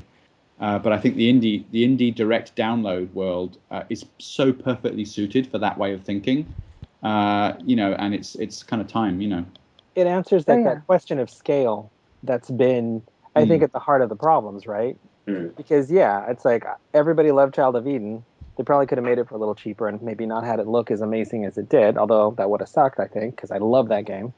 But at the same time, it's about picking the right scale for your idea and sort of doing the best you can there. Because right now, traditional games, which you're currently struggling, right? Everything can't be a Call of Duty, but that's what they want. Right. And everybody gets pissed off when it's like, well, we spent $40 billion on this. It's got to work. It's like, no, it doesn't. Surprise. Right. Well, I have, before we end the show, I have some listener questions I just wanted to run by some of you. Are you sure you want to ask him? We tend to go on and on. It's going to be like midnight before we finish answering. I think most of these are going to be you guys going, I honestly don't remember that time. I'm sorry. Especially this first one. This is from David of Sonic Retro. This one's for Francesca. When Sonic Adventure 2 was announced, did Sega let you in on the ground floor to write up your previews for the game, or were they very secretive, forcing you to look towards other sources that gave information that might end up being false? And I think he's asking this because, and this is a shot in the dark, but you, in your preview, you talked about Sonic being on a submarine, and he had to make a choice of either piloting the submarine or escaping it. And in the final game, there was never a moment where Sonic was in a submarine being like, I gotta pilot this thing or escape. Was it the helicopter? No. That's odd, because I mean, I don't know where I would have gotten that information other than like from a preview or a demo or information from Sega. I even have image he sent. Oh my God, let me look. Oop, Fran's on blast. It's the fourth column there. Sonic will partake in some aquatic shenanigans in which he'll learn to control a submarine or find his way out if he gets trapped. Food for thought, indeed. Wow. Okay. So I don't even know. Like, I honestly don't remember. But I mean, like I said, I don't think I would have just pulled out of thin air. So either I saw it in action, or like, and they got cut out of the final version, or maybe it was just a prototype at the time, or maybe it was just false information from a weird source. But I don't think we would have used like a non-official source, you know what I mean, to get the information for that. Because I don't even think it, I think I would have couched it as a rumor at the time if it was just a rumor, you know. Right. So I have no idea. I mean, Okay. Okay, yeah, the Sonic Retro guys, they're all about digging through game files, finding out all these information. So I'm sure when they read that, you probably made their Wikipedia entry of the submarine, and I'm sure there's some guys out there right now still searching the code for submarines. oh God, see now I feel so bad. You know, it's like, what did I get that? I'm gonna have to start thinking about that now, though. So I'll yeah, really start thinking about the that. sea, the mystery of the submarine. This one's actually from me for you as well. Using the ODCM review scale, I was just wondering what would you give PSO? Because I know it was promised to have a review in issue 13. It never happened. And I'm pretty sure I asked you and you said you never wrote the review in full. No, I never read the review in full, but I think if I were to score it, I don't know, and it's hard for me to separate it now from nostalgia and from like after however many years, because I mean, I even went to go play it on GameCube after that. I spent so many hours on GameCube playing it, but I think I'm trying to remember what games I gave a 10 to. I gave a 10 to Code Veronica, Okay. and I think I didn't do it, but I think maybe Evan or somebody else on the staff gave a 10 to one of the fighting games, and I wish I could remember what it was, but it was pretty rare that we would have given a 10, but I think I would have given PSO a 10 at the time. Nice. You Yeah, know, Shenmue just because was I 10. spent, oh, that's right, Shenmue was the other, oh man, I was handing them out like candy then. but, but yeah, I mean, I spent so much time with that game and had so much fun with it, and maybe it's a totally personal thing, but I don't remember there being anything particularly, like it wasn't a perfect game, obviously, No. like as evidenced by Ricardo talking about how basically it's just like 3 rooms in a tube. But And a dragon. Yeah. yeah, and a dragon. But I mean, like, you know, it's not a perfect game, but I remember enjoying it so much, and it's such a great memory now, that Right. game. So Nice. And version 2, I'm assuming it would get like an 11 out of 10 then. yeah, definitely. Excellent. Um, You want me to ask the one of the questions? yeah, sure. Go ahead. CRT Gamer from Racket Boy asks, how did the demo disc content, including exclusives like Toy Commander's Christmas missions, come about? If you guys remember the Do you Toy want? Commander Christmas missions, like Do you want to answer that, Simon? God. Ooh, I You don't might not have been around for the Toy Commander Christmas missions, but you definitely remember like how the disc came about. Yeah, did we have a disc for issue 1 or not? I can't remember whether it was No was disc. it right? That's Yeah, no disc for the very first one. We had ones after that, though. That's right for the second issue. No, I don't remember much about it apart from it being a little bit of it was a bit crazy in terms of what was going to go on the disc and when we were going to get to know about it. Yeah, Because it was completely done by SEGA, right? yeah, it was totally separately done, and we printed our logo and stuff on it, and it was done at a sort of a separate facility and all of that, and then it would kind of meet the magazine and be bagged, So it was this sort of, it was always a little bit dicey. I remember every issue, what was going to happen with the disc? Was it going to make it on time? Was the big exclusive that we wanted going to be on there? So that was kind of. It was always a little bit of like, hey, what's going to happen this month? Mm-hmm. oh, so you guys didn't get to choose what was on the disc. No, we definitely didn't. No, those were, I think, marketing deals done by Sega. I think it was all on their end. I think, yeah. Huh. Now Yeah. I know I who to blame remember. for the truth video that was on there, the anti-drug ads. And I forgot about the that. Jurassic 5 music video Yeah, was I was on actually gonna ask about the Jurassic 5 video. It was so bizarre. I was like, why is this on my disc? But I guess it makes sense now. Well, I mean, the thing was, is Sega put together all the demos, definitely. I knew that we could request certain videos when we wanted to, because I remember there were some contests that we did, like, oh, if you win this contest, send in a video. We got some amazing videos from readers at the time, I remember, for some of the contests. But we always tried to get some of those videos on the disc, too. I don't remember now if any of them did from the contest that we did, the video contest we did. I don't believe it. But, yeah, because it was all done through Sega, so... which is 100% different than how they were done on OXM when I started there. So it was very different. Where on OXM, we were in charge of getting the content for that disc. I mean, it still had to be certified and everything through Microsoft. But in the ODCM's case, they just kind of put it together. It's almost like, remember that for PlayStation, there was a PlayStation Underground? Like they sent out that disc and everything with demos, and I think there might have been a mini game or something on there. It was kind of the same deal, but we were the outlet that people got that disc from, as opposed to with PlayStation Underground, they just sent it out to like club members of it or something. It was more official than the magazine in a way, you know. Yeah, I loved how you guys had to play up some things, even though I'm sure you weren't that excited. Like, I remember there was a bit playing up the Jurassic 5 video. Hey guys, check it out.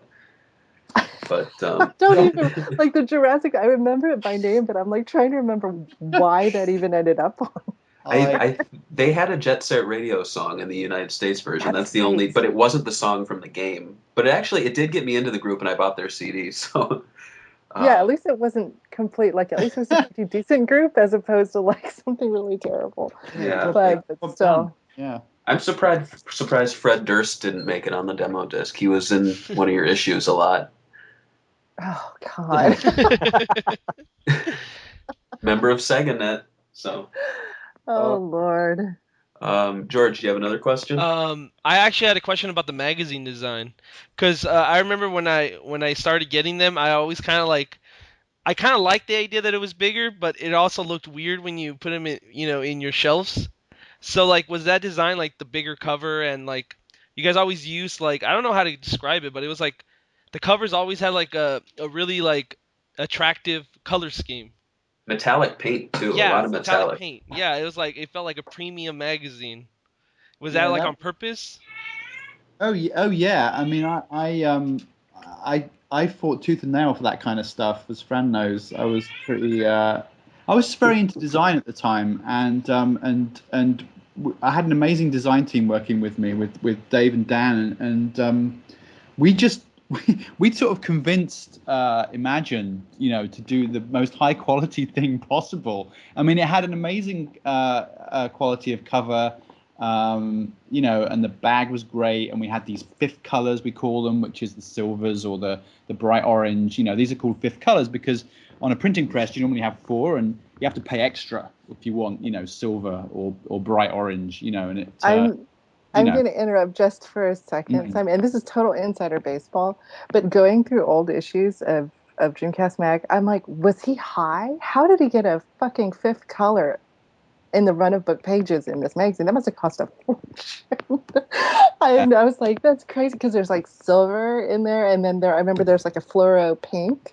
I think I think part of how, so I was an untested EIC when I got that job, and I think part of how Imagine sold me to Sega as the EIC was that I had been on Edge and Next Generation, and these, and I would bring this sort of, I don't know, this kind of vibe from those, which were very high quality magazines, right?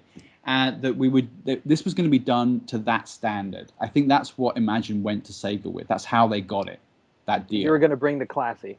Yeah, we were going to spend on this thing. The way that we have done with Edge in the UK, and by the way, Sega, the way that we've done with Next Generation. So we're going to do a great job with this. And then it was kind of like, okay, Simon, go to town. And I did, and then it was kind of like, and I remember Dan and Dave like sitting down with them, and we'd come up with these great ideas for features, and it was just, I mean, it was so much fun because we had this. I remember other magazines being kind of jealous actually that we had this bigger format. It was a wide format magazine. We had fifth colors. We had. It was kind of, they really splashed out on it, really. I feel like Imagine did right by Sega, by the Sega Dreamcast magazine in terms of quality. Yeah. It really was a beautiful magazine, and the only other stuff I've got in my collection that comes close is Next Gen. Like the first run before they changed paper stock, and it kind of went. That would have been funny if Sega had said to them, "Wait, you mean the current Next Gen, or do you mean the old Next Gen?" Which quality? Oh, poor Next Gen. Yeah, but those mags are beautiful, and those discs. I mean, we got Sega Swirl and we got the browser. You can't hate. Yeah, you had Super Boom Tread Troopers. I remember that game for the Dreamcast demo discs. That's right. Oh my God! Right. Can't get anywhere else. So That's correct. There might be a reason for that. Yeah. I forgot about that, but I also forgot, like, until I was recently reminded about Sega Swirls, like 4 players, and and I was like, oh my God, I can't believe that. It's crazy. About I don't know how many years ago, but one of the other sites I work on, we did the top 100 Dreamcast games, and Sega Swirl broke the top 100. So Awesome. There's definitely love for it. I was gonna say too, Xbox Nation was a magazine I really loved. Moving on from the official Dreamcast magazine. In fact, Simon, so much so that I bought it about 6 months before I even considered buying an Xbox. It was probably the magazine that sold me on it. Did you buy the one that had all the spelling mistakes in it? I hope I didn't. But, Way to upsell it, Simon. But definitely the there was just a lot of Sega love in it. And I even started noting that there are names that were shared between that and ODCM. I mean, at the time, it's not like I read press releases going, oh, it looks like Simon's moving on to, it had that vibe. And it wasn't until later I realized it was almost like a successor to ODCM. I especially like the Xbox in Japan articles. There was one about how it was sold like porn in black plastic bags. Oh my God. We were a little bit irreverent, I think, and You might have gotten a call on that one. With that one, yeah, but that was great fun. I mean, I had Evan, right? With me on that one. And so it was kind of a little bit of a ODCM redux, a little bit, it was great fun. It didn't actually sell that well. Mm-hmm. We had to relaunch it completely at one point because the sales were so poor. Because we were really about doing something that what happened was that our bosses basically said that we don't care, just do something that screws with Imagine, with Future. And so we just did this thing, and we kind of had carte blanche, really. We weren't really worried about how it sold. And then, as eventually happens in publishing, quite often, is that someone somewhere looks at a spreadsheet and says, "Holy shit, we're losing hundreds of thousands of dollars." Maybe someone should make this a commercial product, and then you kind of have to sit down and go, "Yeah, all right then." And we redid it, but yeah, we kind of we're kind of going the edge route with that one, but back to the official Dreamcast magazine. I mean, mm-hmm. it was a really creative time actually for I think all of us, and a really fun time too. We had such a laugh making that magazine. I remember, and it was one of the best times in my work life anyway. I think it really was. Yeah, as a reader, it really showed too. I think it looked like you guys were having a lot of fun. I saw parties that I wanted to be invited to as a kid. I was like, oh, I want to be there. Barry, you want them to invite you? Like they call you up, they're like, come, you kid, yeah, come here, party with us. Well, it's always about, at the end of the day, it's always about who you're working with, and I just had the best people to work with. It was just fantastic. So I really do look fondly on those days. That's awesome. So I guess to wrap things up, what are you guys working on now? I know Francesca's on this little magazine called Official Xbox Magazine as editor-in-chief, which is pretty awesome. Yay. So I guess where could people maybe find your writings or follow you and what you're all up to right now? Fran?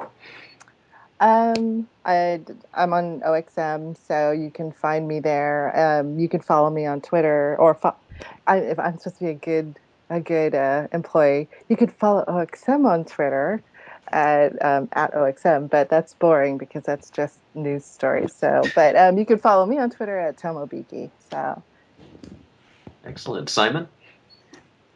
So I went over to the dark side a little bit. I went into custom publishing, so making magazines and websites for brands, and started a company with a couple of guys last year. So and I've since left that, and I'm consulting in that space now. So I kind of do sort of media publishing, content strategy consulting. So not nearly as interesting or fun as making an official Dreamcast magazine, sadly. But I am.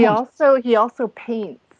So grill him about his paintings. Oh, They're really cool. Maybe we'll give one out or something. Yeah, there you go. Actually, yeah, I don't really talk much about that, do I?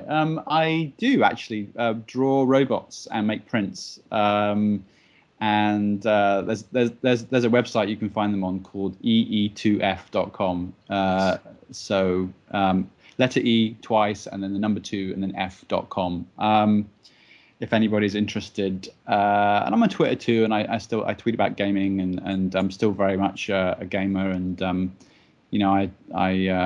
in fact, I might even be more of a gamer now than I was a few years ago. Now that I'm not directly associated with the industry, it's kind of given me time to play more. So nice. And Ricardo? Yeah, so I'm consulting.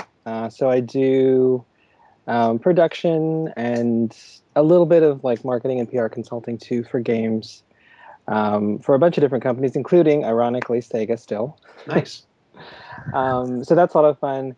I get really busy with that, so I'm not as great as I should be on Twitter, but I'm at gs_RT.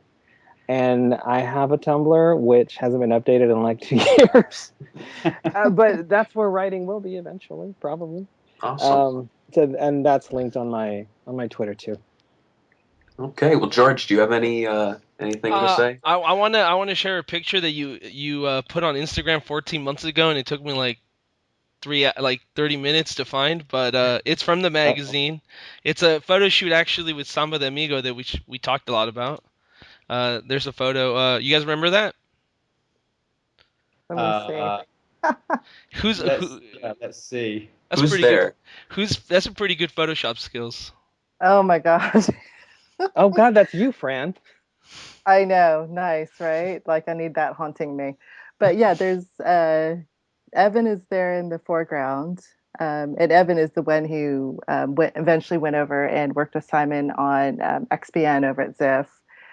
Dina Fair is the next one. She was our managing editor. That's right. And then the third one over is Chris Charla, who took over EIC duties for Simon when Simon went to Revolution. And Chris is now the director on ID at Xbox, like the indie developer program up there. Oh, wow. And yeah, like people went on to some pretty cool stuff.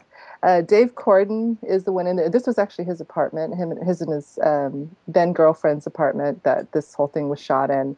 And he actually works with me. He's my art director on OXM. Oh, wow. So, Dan Fitzpatrick, he still works at Future. He was the art director. God, let's play catch up.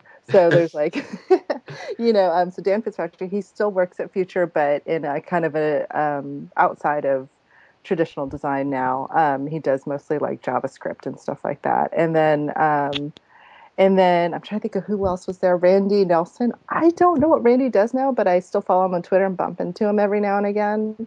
He was one of the original guys on Dreamcast Magazine. And then there was Greg Hahn, who was the original, for Issue Zero. He was the art director on Issue Zero. He actually he moved down to LA and works on a website now called Apartment Therapy. Okay. It's a pretty cool website, but he's on that now, and that has a bunch of different satellite sites. But I didn't realize it was as big as it was. But then and then who else was there? There was Keith Stewart, who used to be he was on ODCM in the UK, and then went on to become EIC of ODCM UK, and I believe he works for. He's kind of one of the bigger voices in games journalism right now. He writes for games for Guardian, the Guardian in the UK. He just got promoted. Actually, he's running the games section for the Guardian in the UK, and the Guardian expanded into the US now, so they're in New York too. Oh wow! And, he writes great stuff. He's fantastic. Keith is so good. He was actually my teammate on Edge years ago. That's where I met Keith. So yeah, So Keith was actually, he was a section editor, staff writer originally, and then section editor on Edge magazine way back in the day. Yeah. Yeah, that's crazy. But yeah, I still read his stuff now, and it's so good. Yeah. But Dina, I believe she went on and she wrote a book. Yeah. I can't remember exactly. Did she write 2 books? Mm-hmm. Yeah. Oh, yeah. wow. Yeah, they were. Crazy. I can't remember the name of the books, but they were kind of guides for young women who were about to go to college, kind of thing. It was kind of like Pocket Mom, I think they were called. Like, they were kind of like, it was kind of sage advice from your mum that you could have in a little book. And I think they did quite well, and she did those. Yeah. That's crazy. I have. Oh, sorry. Go on. No. Go ahead. I had one more image, and it's the same, actually, the same party thing, the party feature that you guys did. But this one has like it's Evan hitting on Ooh La La. I don't know if you remember this one. But oh, yes, I do. what kind of music were you guys playing in the background? Because you guys have a DJ. Sonic likes it. Yeah, Sonic looks like he's farting hard. Oh, you know who that is in the background? That's Vince Matthews. He headed up Pocket Gamer, I believe. He was the SEA Pocket. Yeah, that's Vince Matthews in the background. I have no idea what the music was. All I know is that Sega was really upset about that illustration of Ula. because at the time, like, they didn't care that because that's not done by Sega. It was done by, do you remember, her pen name was Nazca Chijiri. She did the Power Stone cover. She did the Power Stone cover, and she did the Jet Set cover. Yeah, do you remember? Right. Yeah. And she, her real life name is, I don't know if that's cool, but it's been so long. Real life name was Emi Toyonaga. And she was an artist illustrator, and she actually went on to work at EA. Like, she was the head artist on, I think it was My Sims. And if you look it up, like, some of the Sims games that she worked on definitely show some of that. But she was the one who actually illustrated that for us. And I think Sega didn't mind it so much, because Sega was very cool about this stuff. But I think whenever it came to their characters, they were always worried about misrepresentation if we actually did the illustrations ourselves or didn't get them approved, because they didn't want them to come off as like kids or in compromising positions, like getting hit on by Evan with a beer bottle. Yeah. It's pretty funny that you say that. We did an interview with Sumo Digital that did All Stars Racing, and they said that one of the toughest characters to nail down, like feedback wise, was Ooh La La, because they had to get like permission for the way she moved and everything. So it's actually kind of weird. Yeah. They were very, very picky about that stuff. And I mean, of course, it's their property, so it makes sense that they would be. But at the same time, I remember there was also another illustration we did for Ooh La La in one of the earlier issues, maybe, that had her, I think it was like raining money or raining coins, and she had an umbrella. And they were really upset about that too. So I'm like thinking, like, did we just not learn? Like, we did it a second time, or did we just not care? I don't remember. I just think we did whatever we thought served the feature or the article. I think that was the mindset, and we felt very protected, I think, by Imagine at the time. By just keeping it real. By the company. Apparently we were. I think they were pretty good at defending, us, actually. They kept, I think, a lot of shit from rolling downhill and landing on our heads. I think they were pretty good about that. Yeah. True. But Well, so any other questions? I don't Sorry, I told so. you it was going to take like 40 minutes to answer one question. Yeah. No, I don't believe I have any other questions, but I really want to thank all 3 of you for joining us on our 50th show. It's been an awesome discussion, lots of really cool things revealed. And it's been great just meeting all of you. You too. Thanks, guys. Ditto. Yeah, it was fun to reminisce, although slightly sad now. Yeah, I know. Now we're just gonna go cry. And now I'm just gonna go play my Dreamcast. Well, we would love to have all of you or any of you on for future shows if you want to talk about specific games or even current games, because we definitely cover that stuff too. So we'll definitely be in touch for future episodes if you're interested. Yeah, I'd love to. Sounds great. Sure thing. You guys know where to find us. You guys. Yeah. Thanks a lot for inviting us on and stuff. It was a lot of fun, and also hopefully your listeners enjoy it too. So. Oh, absolutely. Well, All I right. guess that wraps up the show. So let's all say our goodbyes from me. It's goodbye, George, I'll see you guys next week. and from Francesca, Simon, Yeah, and thanks. Ricardo. Yeah, thanks for listening, everybody, and happy 14th anniversary Dreamcast. Yeah, thanks very much. It's been great, and it's been great to catch up with all of you. And Yep, finally, everybody go play some Dreamcast. excellent. With two controllers for my idle hands to play, and a new VMU to save my progress all of the way. So just sit back now, I have a sad tale to tell of a console dying in a sort of tragic kind. It was a short 18 months, but it was great. All the nights I stayed up late in a Power Stone rage, a res replay. Code Veronica was my date on a Friday night or weekend straight. A crazy taxi to take me away. 'Cause it is still thinking. It is still thinking today, and it is still dreaming. It is still dreaming anyway, and it was always thinking. It was always thinking anyway, and I am still dreaming. I am still dreaming today.